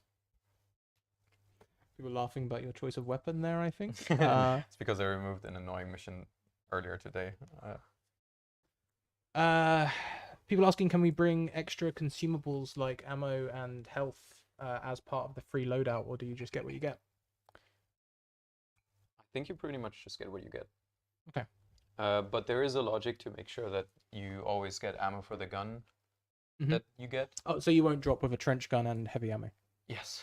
No, you won't. That would be and harsh. and there's some logic to make sure that you always get a certain amount of meds, for example, and you always, I think you always get a backpack. Yeah. Yeah. That would have been really funny if we did have it so that the ammo was mixed, because there's literally that line from Badham in the starting missions, isn't there? Where he's like, Make sure to bring the right ammo. yeah, make sure to bring the right ammo, and then we just drop people with the wrong ammo. That would be quite funny. And you just get a voice line from Venom saying, As a little Easter egg. "Get wrecked." We can say that out. No, we won't say that. But yeah, like that would be really cool.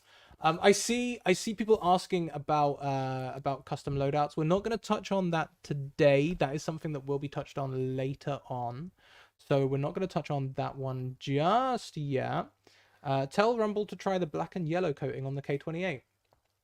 It looks better than the Art Deco. Someone's starting Nothing fights looks out better here. than the Art Deco. Nothing.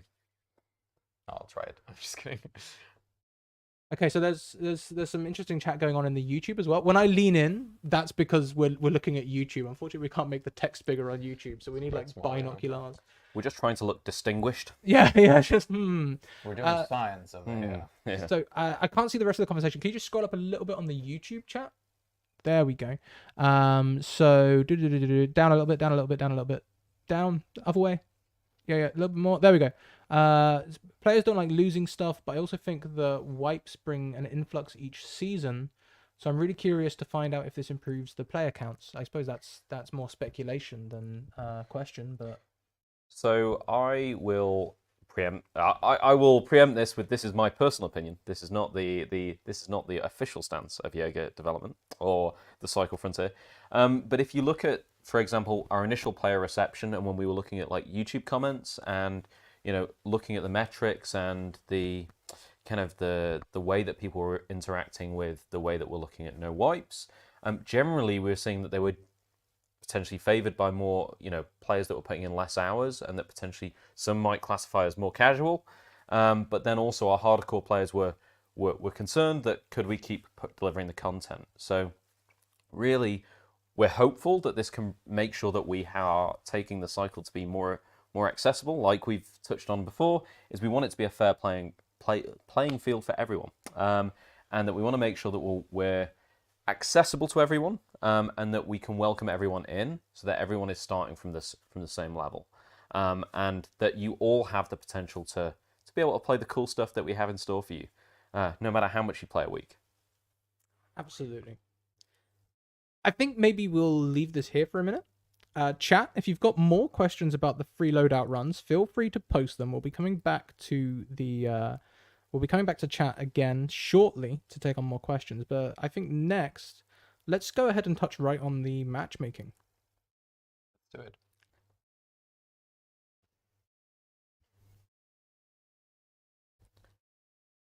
Okay, so matchmaking updates is the title card. Tell us about it. So obviously in the update that we pushed out just before Christmas, we made some big, fairly decent changes to matchmaking. Historically, matchmaking has been based on extraction gear score.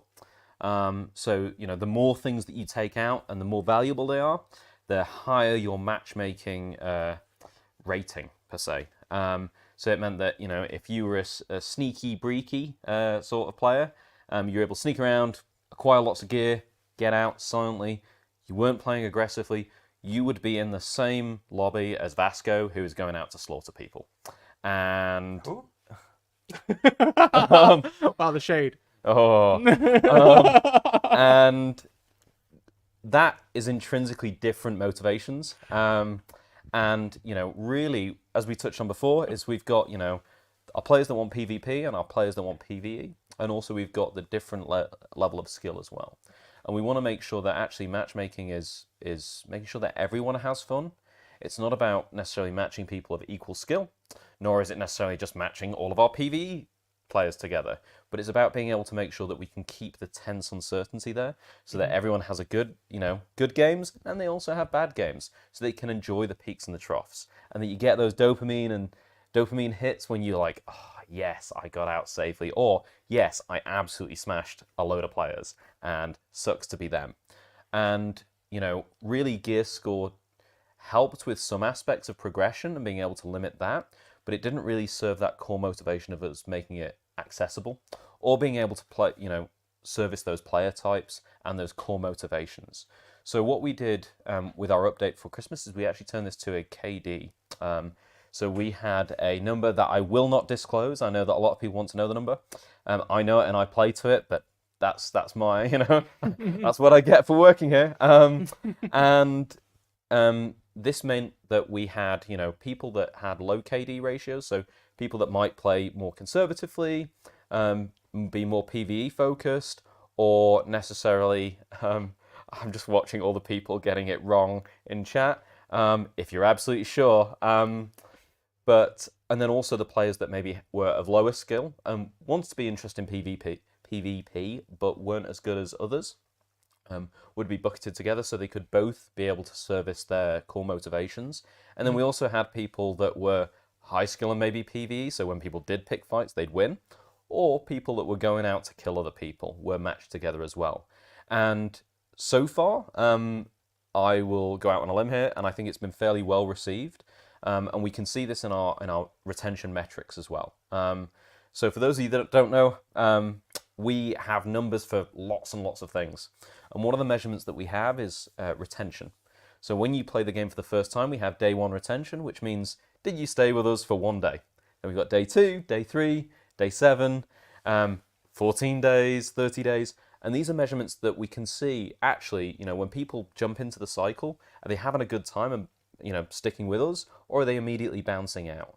And what we saw when we introduced the matchmaking changes is we saw hopefully, we're still yet to be confirmed, we saw a rise after Christmas in our short-term retention metrics that we're hoping will stick, which, will tackle some of the questions that you've also raised in there as well, is being able to keep players and get more players in. And that's what we want to do with MMR. We want to make sure that it's a tool to be able to get people into the game, make sure they're having a good time, and that they're able to do what they want. And that it's accessible for everyone. We keep coming back to it, fair play for everyone. Absolutely. Yeah, keep it. Keep driving that message home. Fair absolutely. for everyone. Yeah. I've got it tattooed somewhere. Yeah, somewhere. We're not going to say where. I'm not allowed to show it on stream. Season 6 of the cycle. He shows it on stream. Yeah. So we've kind of touched. So we touched on what we did. We touched on what we're doing. Do we think there'll be more iterations as we approach season 3? And specifically, I ask because I know some people in chat are thinking we switched to the KD thing well after the start of the season, and we know at the start of the season our player counts will be very different to when we changed. So how will it look, do we think, as we head into season 3?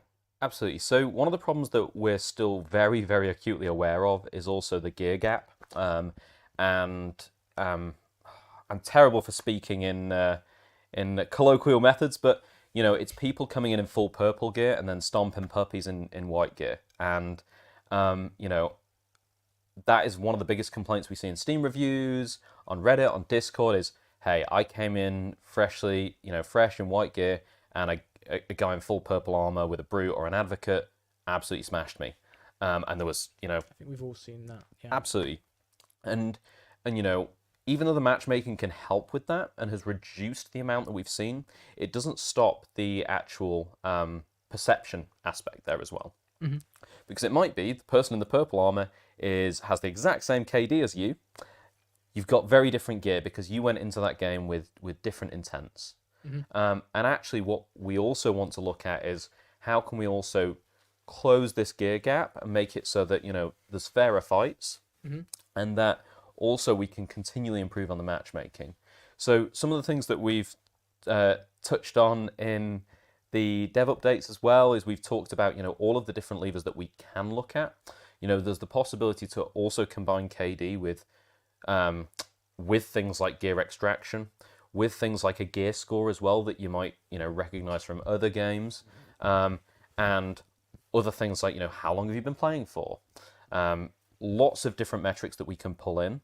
At the moment, I'm not able to confirm which ones we want to progress with, but the direction that we want to move in is also make sure that, people in high level gear aren't constantly stomping on people in low level gear. And this is also measured against, and one of the points that people have also in chat pointed out is how many different buckets do we have as well? Mm-hmm. Is, if we had 1,000 different buckets so that we could match, someone in the same time zone, same skill level, different motivations, 1,000 buckets isn't going to work because, even if we had 10,000 players, it would mean there'd be 10 people on each server across, and that's not sustainable, especially as we see peaks and troughs just through the time of day. So we want to make sure that we're still getting good numbers on servers, that people are playing and having fun, but it's also balanced and we're able to tackle these perceptions. So it's a constant juggling act between, the perception aspect, mm-hmm. the fun, mm-hmm. And also how many people are in the server and the buckets. And these are, at the moment, we've played with KD and we've adjusted that and we're going in the right direction. It's probably going to be tweaked a little bit. Mm-hmm. But there's also other things that we want to complement that with the other traits and metrics that I touched on. But not necessarily all of them, but not necessarily just one of them. We want to play around with this with some of our focus test groups and be able to see what works and what continues to improve our retention. So I suppose, obviously the gameplay is an obvious benefit for the players, but thinking of other benefits, would you say that this matchmaking change would prevent people from getting stomped too hard? Do you feel like that might need some iterations? Do you feel confident to commit that would be something?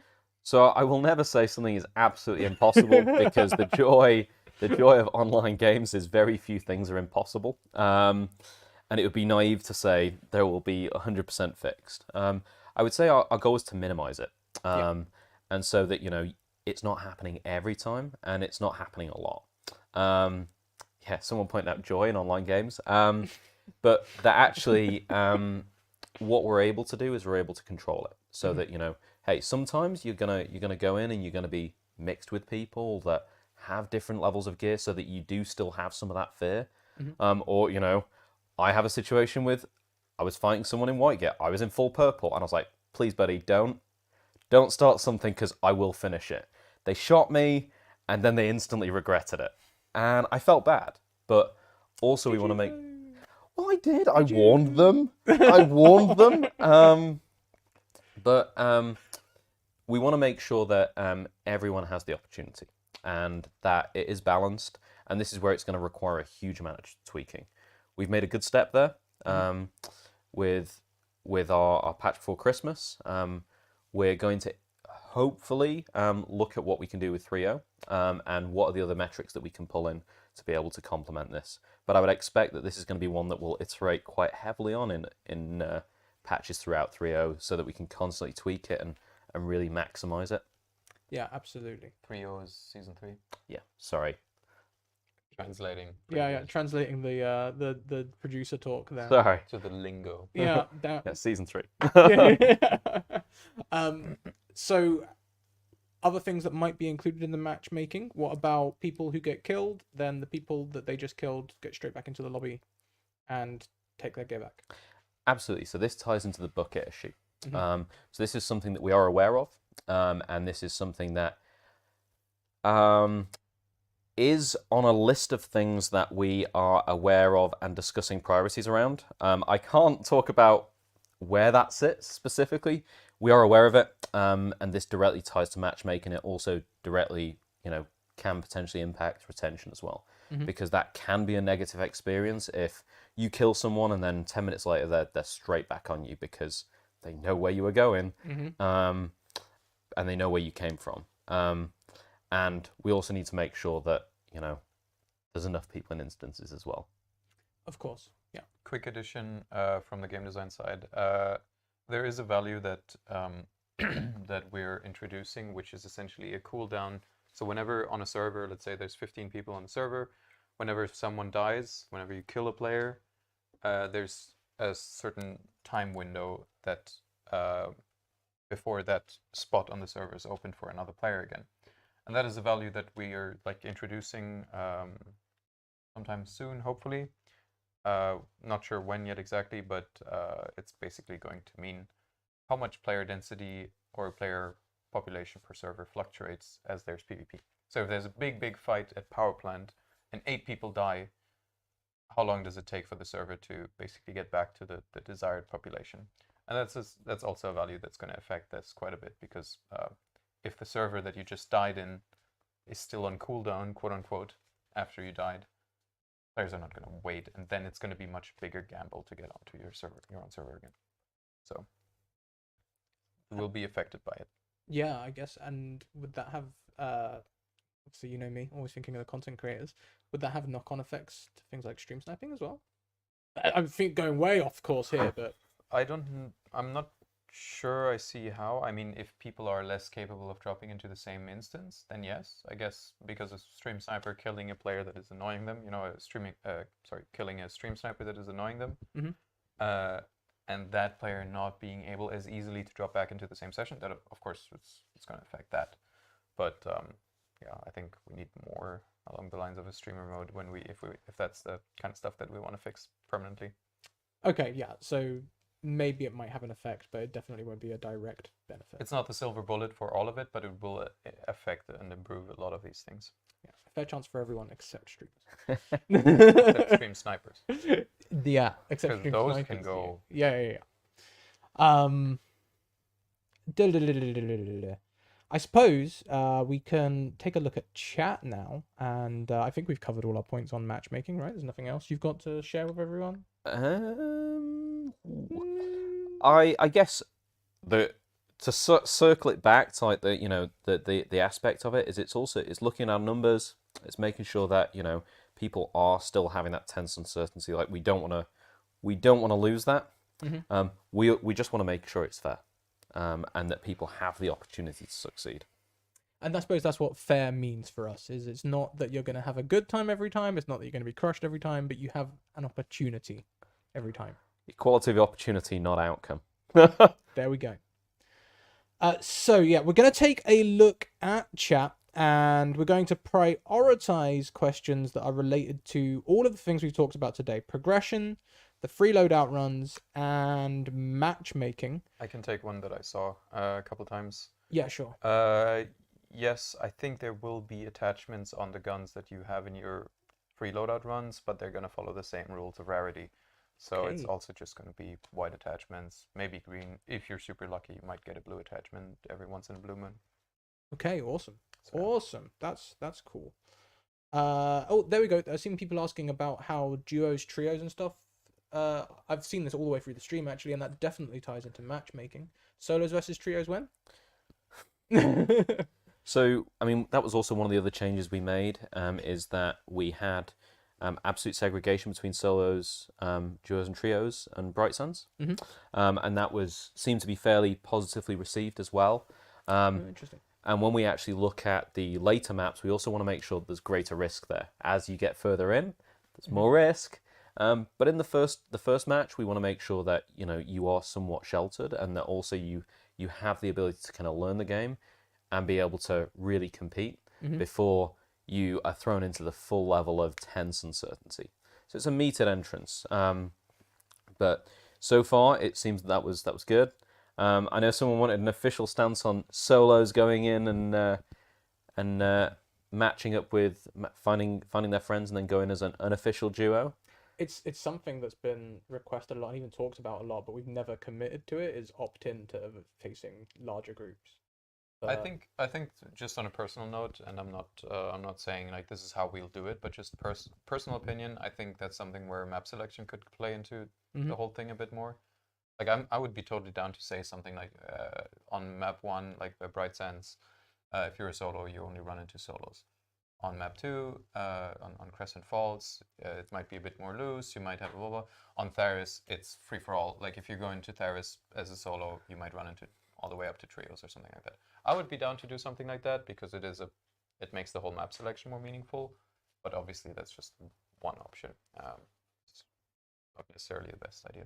But I suppose specifically going back to the matchmaking updates that we're talking about, will there be an effect on? Are we going to keep it that way? We're saying we have a good. At the moment, we're going to keep it as it is when it comes to those specific player counts. That will be something that we'll evaluate moving forwards and seeing how what are our other options there, and actually are there other options that we can get with greater retention and greater player counts and concurrent numbers, and actually what are the other tools that we can do to make sure that we're always optimizing and maximizing the gameplay experience. Makes sense. But our official stance on duos queuing as solos and matching up together is shoot on sight. You should always shoot people when you see them. Unofficial. My official stance. Your official stance. Yeah. 'Cause there are some people who, I mean, I suppose, and that's one of the other unique things about our game, especially on launch, was it's always had prox chat. It's been a part of our game since launch. People are always going to group up. Absolutely. And I've seen even some of our creators who go on missions to try and get the whole lobby together, and you can get massive groups. I'm kidding. I mean, to be honest, most of the time I shout friendly and try and just avoid people because I'm not going to get into a gunfight when I've brought my best gear in, because I always get sad when I lose it. I mean, I think it's important that Fortuna is by default a shoot on sight place. I think that's important, but because it's supposed to be like a dog eat dog world down there, right? But I think that makes moments of okay, let's just each go our separate ways. I think that just makes it more meaningful and more worth telling about and worth streaming and all of this. Absolutely. I've just seen Vasco's mum's in chat. Really exciting. It's not actually her. Ah, debated. No shoutouts today either. Yeah, no, I actually disabled the shout out command, so there really is no shout outs today. Imposter. So I did see another question. It was a big one. There we go. Hold that one. When playing on Faris, okay, this is a big one. I'm going to read it first and then summarize.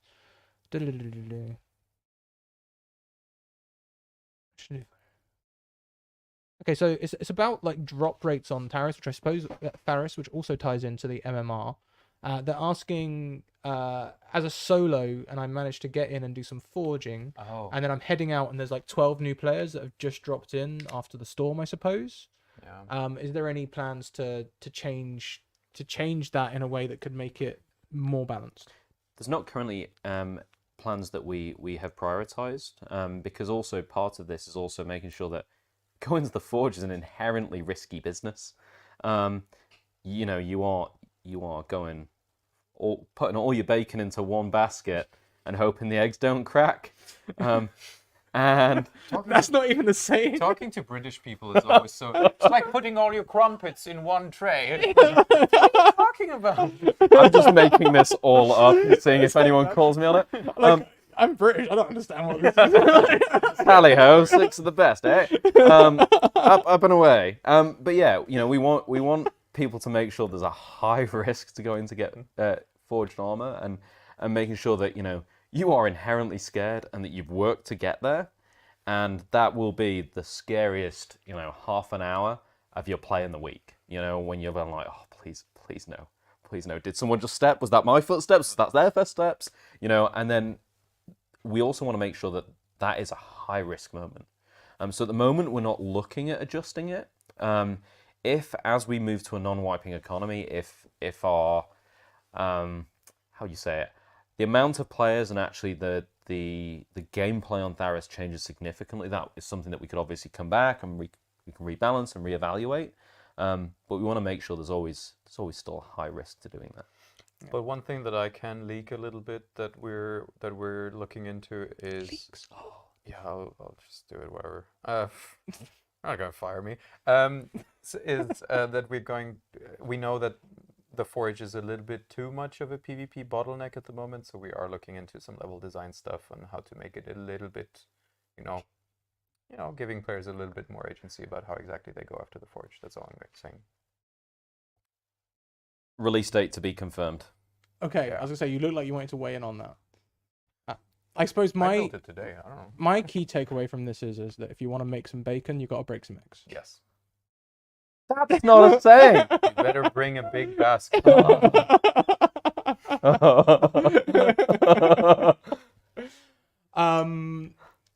So I suppose this is more of a balanced question from Justice Khan, one of our Badham's finest creators in the chat there. Any changes coming to the perks with purple armors from the Forge? This is going to be around gear economy again.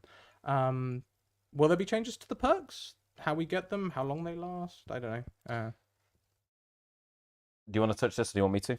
My answer is going to be the same as always. Like, just I don't have a particular overview over the individual perks right now. If there are perks that are problematic, keep the feedback coming. We will take a look at them. We'll take a look at the pick rate, how much people forge what, and if there's something that is, a clear too strong of an advantage in PvP. Like, I know that a couple of people complained over added HP and the healing speed is also a topic. Like, we're aware of these things. Just give us a minute. We'll like iterate on them. Maybe if it's really problematic, we'll remove them. But for now, let's just gather some feedback, because this has been out for, how long has the Forge been out now? Like 3 months? A little longer, I think. 4 months, whatever. Yeah, something like that. So yeah, just keep the feedback coming and be vocal about it in the Discord and have polite conversations about it. So we'll take care of it. I suppose new stuff for season 3 is something that will be addressed in another beat. Sayan, I see your question, but today we're just talking about balancing, economy, wipe, non-wipe economy stuff, free loadout runs, and matchmaking. Here's an unpopular opinion. I always love reading an unpopular opinion. The current way of progression is the main thing that turns new players away from the game after a few drops. Weapons and armor should primarily affect PvE instead of how PvP plays. Thoughts, feelings? I do think that plays into the whole conversation of flattening the power curve a little bit. And we don't have the perfect answer to that yet, because we also want progression to be meaningful in the game, right? Mm-hmm. We want players to feel like they're getting stronger as they progress through the game, because we still want to honor time investment, right? Even if it is a non-wiping game, or especially if it's a non-wiping game. But yeah, we need to find our sweet spot there. We might not hit it perfectly. We might flatten the power curve. We might not. We'll see. Let us know how it is at the moment, and we'll act on it. Always appreciate your feedback. You look like you want to weigh in again, Matt. You've got a face. that Ah, says, Go ahead. I wanna I've chime in always on got an this. opinion. Okay. Give us yeah. your opinion. Come on. So if we could scroll back to the question so that I don't miss part of it, and that I actually tackle it head on. Which so- one? The unpopular opinion one? Yeah, the unpopular opinion. So Yeah. I think that that was what I was going to do. I was going to pivot it. So one of the things is the brute is definitely the meta, and we are definitely going to get hotter on being able to look at what are the meta weapons and what are the the pro loadouts like, and this is going to be one thing that we will be looking at far more aggressively in our patches to make sure that we don't just have a persistent meta and that things are changing, so that there are different ways to play, and it's not just brute and an RB or brute and a basilisk, like and that actually you have different options and real play styles, rather than just everybody taking the same Juiced guns. So I would say that my opinion on it is not so much the PvP versus PvE, but it's more about us actually being aggressive on being able to stop one gun being able to melt you instantly, and that being the best way to play. I suppose to some extent, in a game like ours, there'll always be some kind of balancing happening, right, with weapons, always. I mean, it is an interesting topic. Like, it's essentially the question of, in the way we design our combat, how much do we value gear, which is, time investment and preparation, and maybe willingness to risk, already invested time, versus skill. And also then it continues, like, what does skill mean in our game? But, like, I think it's an interesting conversation to have. And are we hitting the perfect sweet spot there? Maybe not yet, and I think it's a valid thing to aspire towards, that, players can really feel like they're getting stronger in PvE, and they can kill creatures they couldn't kill before, and all of this. But in PvP, even similar to Hunt Showdown, the first gun can shred the strongest gun. Like, all of this is cool.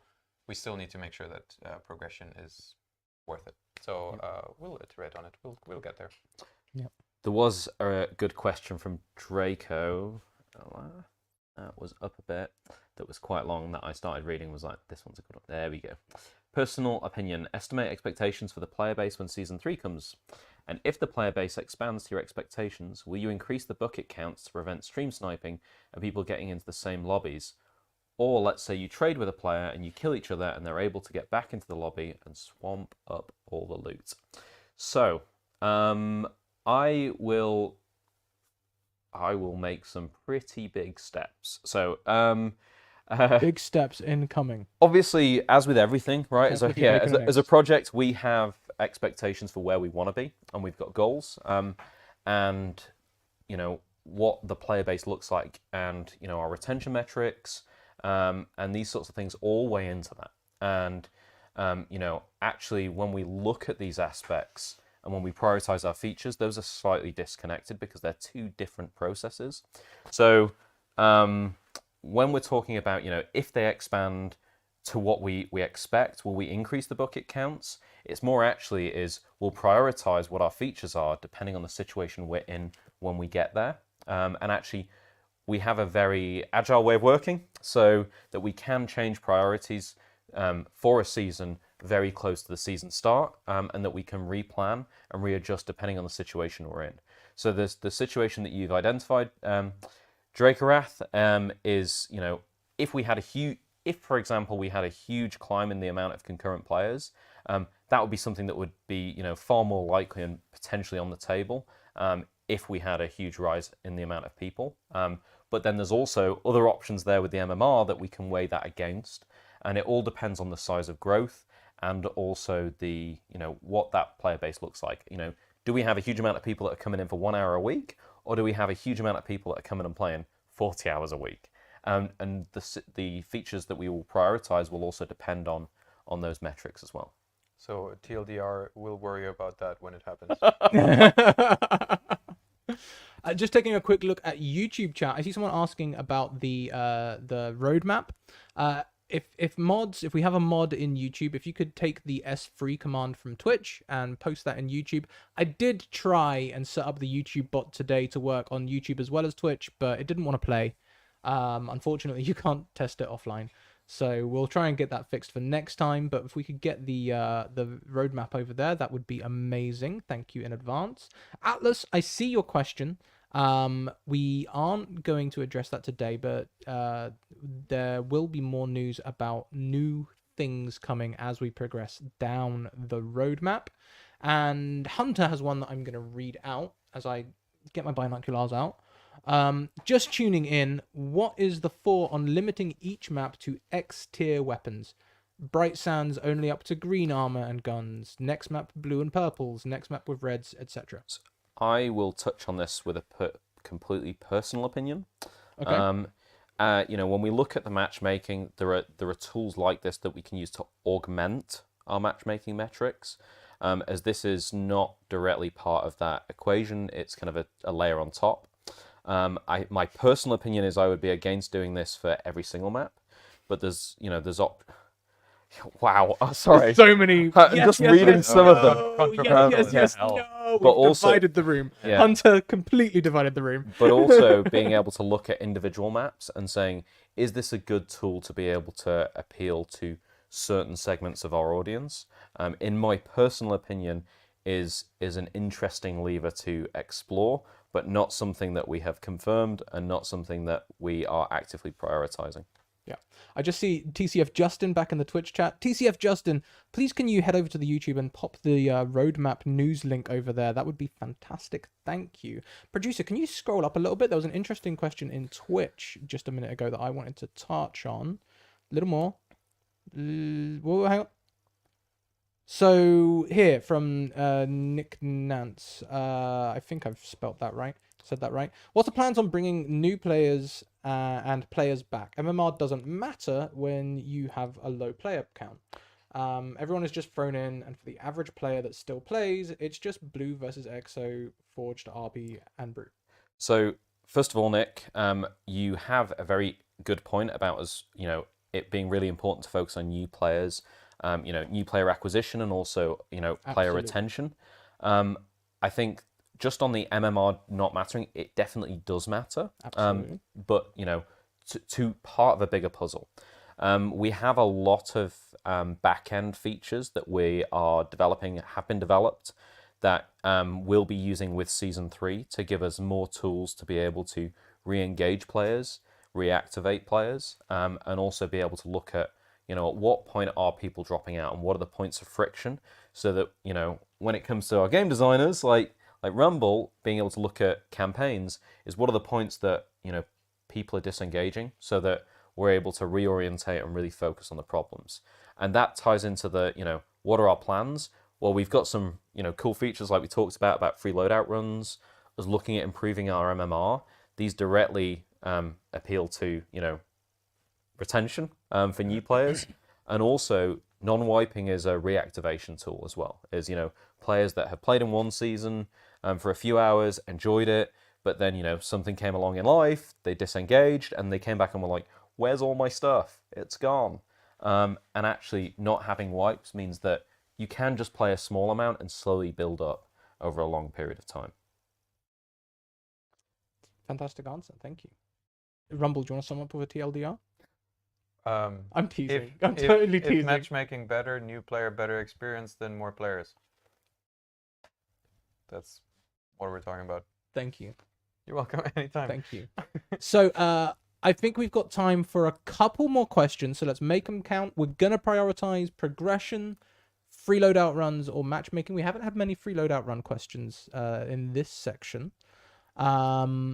So we'll take some more there. If we've seen any other good questions, we'll pop those in as well. There's a question from Yogi the Kid, which was about Tharis Island as a solo. If we want to make it more accessible. When you get to Tharis Island, you're pretty far into the game. You've put in a lot of time. And actually, the accessibility is when we welcome you to Prospect Station and into the game. But when you get to Tharis, if you're going as a solo, there's a risk and reward there. You're potentially making less noise, but also your DPS as a solo is a lot lower than the DPS, your max DPS, max potential DPS as a triple and as a squad. And by that I mean damage per second. So if you go in as a solo, you can be sneakier and quieter, and you can maybe evac slightly more stealthily. And you don't have to share loot. Also not sharing loot. Or you can make friends, and you can go as a 3-deck, and you increase the maximum potential damage, but also you're going in slightly less subtly. Yeah, I mean, what we mean when we say accessibility, it's mostly about new players, right? Because I don't, personally, I think it's fine for Tharis to be a harsh place. It's like in the depths of, we don't explain the forging recipes to you. Obviously, we don't, at that point, we're not trying to be the super friendly game anymore that explains where Badam tells you, now press E to bring up your consumable wheel. No, that's over. You're in Tharis now. So I think, personally, I might be wrong about this, but I think it's fine at that point to just say, all right, here's a duo, here's a trio. And I think just kind of touching on that as well, I suppose, because I saw someone asking as well about locking Tharis for longer. Would that be something that could come in with our economy rebalancing and that sort of stuff? Maybe power progression balancing, making things harder to achieve. So I think the big problem, how exactly we're going to solve it, I don't know how much. Like we're not sure 100% in the design team yet, but and I don't know how much we've told people yet about this because it's not set in stone yet. But we have different possibilities for how to gate Theris essentially. I think the problem that we can all agree on that we don't want to repeat is that at the beginning of the last season, the ones who were fastest to unlock Theris could essentially farm the Forge for free without any competition, and that we don't want to have again.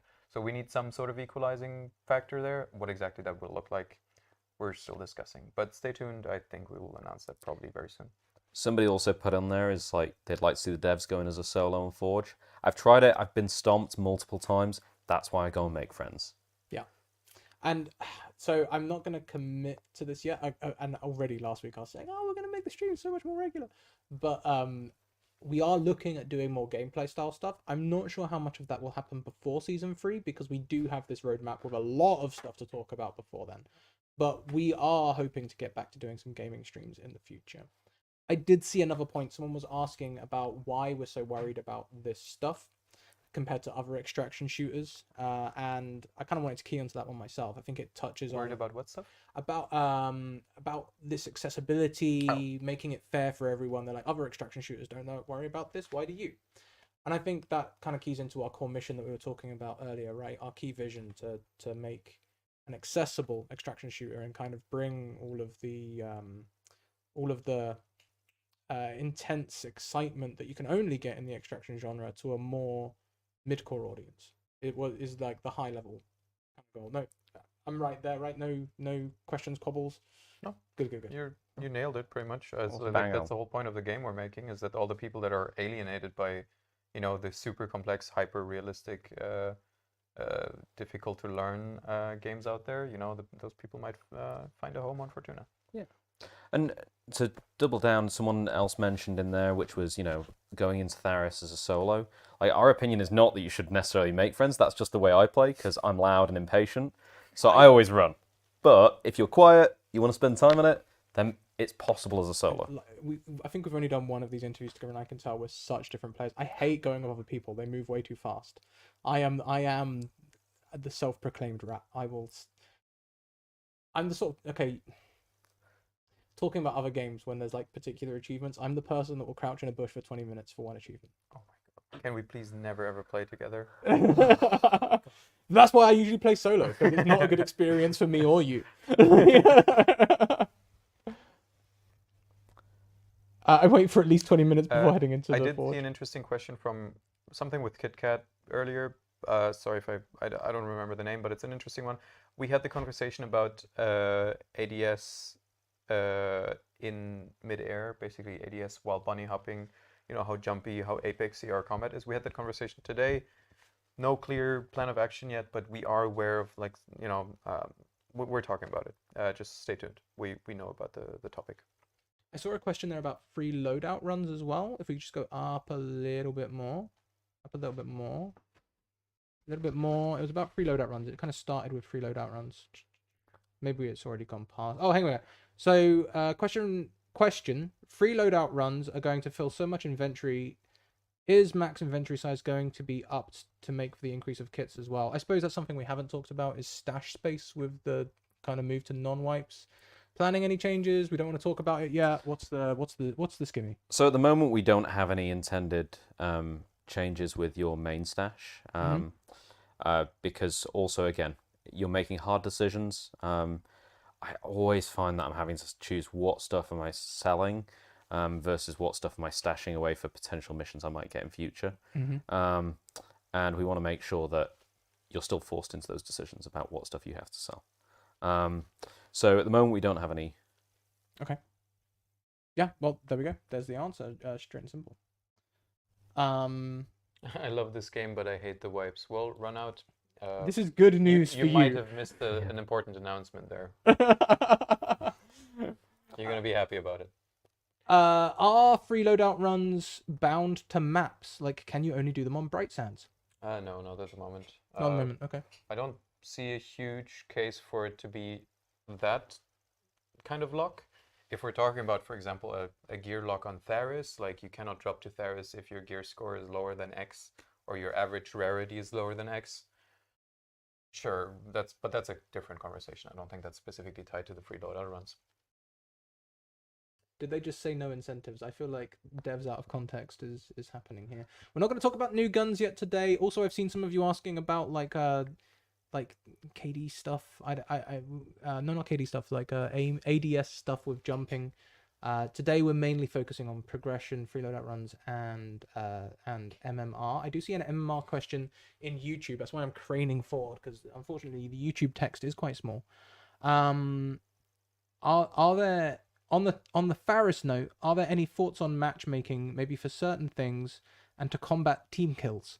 Could it just be no team damage under 10 HP or something? So I guess what they're kind of saying is that there's maybe because it's so tight and people blow each other up with grenades? Yeah, or... the next comment is team matchmaking as a correction. We might need you to type that one out again, Comfy Semi. I'm not sure if you're talking about team kills now or matchmaking in relation to teams. So yeah, we need to get a bigger screen for YouTube. It's not the screen. Unfortunately, we can usually zoom in on the windows, but the YouTube chat won't let us. We don't know why. I think the biggest change we need to make is a bigger screen, yeah. Yeah, bigger screen. We just get a or just a wide second screen for you. Like, yeah, I mean, I suppose we could get it on like a mobile or something. Like have a no, mobile just, in we have hand. plenty of screens downstairs. I mean, there's a screen right there that's not being used. Jesus. We're not going to be talking about Hunter Vision either. Any plans on making the consumer wheel? No, that's also not related to our topics today. I think we're drying up. Any final questions about progression, free loadout runs, or MMR? Fix MMR. I mean, you're on topic. That is definitely the direction we're going in. Yeah, run out SG. Please do get all your friends to reinstall. We have announced that we are going to a non-wiping game from next season, so go ahead. Did Comfy repost? Unfortunately not. Lex, something like a prestige system is one of the options we're thinking about at the moment. No clear decision yet. Stay tuned. Feel free to give us your opinion in the Discord, but we'll definitely update you on our decision-making process there. Sorry, this was a very corporate answer. That was surprisingly corporate for you. That's not normal for apologize. you. It sounded like a what do you say, Anrufbeantworter in What? phone box, the thing that answers. Like, I'm not a whatever. Ignore. Answering machine. Answering machine. There It we sounded go. like one. We just had we had a complete. That's what I said. Yeah. Wow. I think we're about done, aren't we? So, okay, everyone. So, one last time today. I think maybe we could go to the one with the Survivor asset, please, producer. We're going to play you the Survivor video again. I know it's not on script. I'm sorry. So, check this out.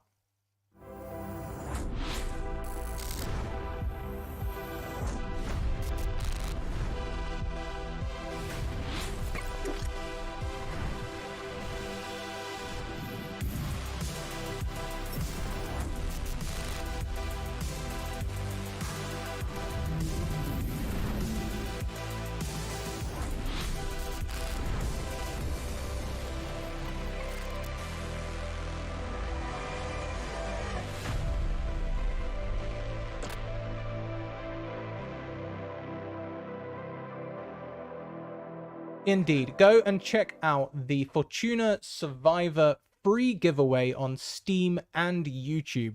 If someone could use exclamation Survivor in Twitch chat, you will get links to both the Steam and Epic where you can go and get the DLC. And then if a mod would kindly go and copy and paste that link into YouTube, they can see it as well. Justin's already on it. Thank you very much, Justin. Included in this pack is the Survivor outfit set, the Survivor knife, and 250 Aurum. The Survivor knife is like a little red blade, survival knife style thing. Surprise, surprise, a little red one. And the Survivor outfit set includes the brown leather trench coat, the golden chainmail bracer style gloves, and the Survivor boots. It's actually very literally my favorite loadout to run. Especially because you can see the chainmail on your gloves whilst holding the guns, which I think makes them one of the best vanities we have, just because you can see them all the time. And they're free. and they're currently free. They will be available for free until the 7th of Feb. This giveaway ends at 7 p.m. Central European Time, 1 p.m. Eastern, and you can extrapolate from there. Is this the first time you're hearing about this? Well, it wouldn't be if you were signed up to our newsletter. Head on over to thecycle.game, scroll down a little bit, and you will find a registration form. Not only will you be up to date on all of the latest news, you will also occasionally get free giveaway codes and other things that we give away. You can also find out our latest information over on social media. We have Twitter, Instagram, and Reddit, all of which are very active. And head over to our Discord as well, where a lot of gameplay discussion and feedback happens. We do look at it all. We actually look at it all. It's a big undertaking. Lastly, content creators in the channels, both Twitch and YouTube, please do head on over. Content creator applications are currently open. We are processing them as we speak. We'll be making decisions early next week. So get your application in. We would love to have you. This month, we are once again giving away some HyperX goodies to the Fortuna's favored member who gets the most viewership measured by watched hours on Twitch and highest video views for a single video on YouTube. So the giveaway includes the HyperX Cloud Alpha S headset in blue and the HyperX Quadcast S microphone in white. I'm really pleased I remembered that because I didn't put it on the notes. And that'll be one bundle per winner, one winner for Twitch, one winner for YouTube. So go and check it out. We'd love to have you. We'd love to have you. I think that's everything. Next week, we will be revealing a little bit of information about the Howler. We won't be on stream next week, so you are going to have to wait for the newsletter or social media things, which now brings context to why I was telling you to go and follow all those things. Hear about it first in all those channels. In 2 weeks' time, we'll have another dev discussion where we will talk about all of the latest releases on the roadmap. But until that time, remember, Fortuna favors the bold. We'll see you next time, everyone. Bye-bye.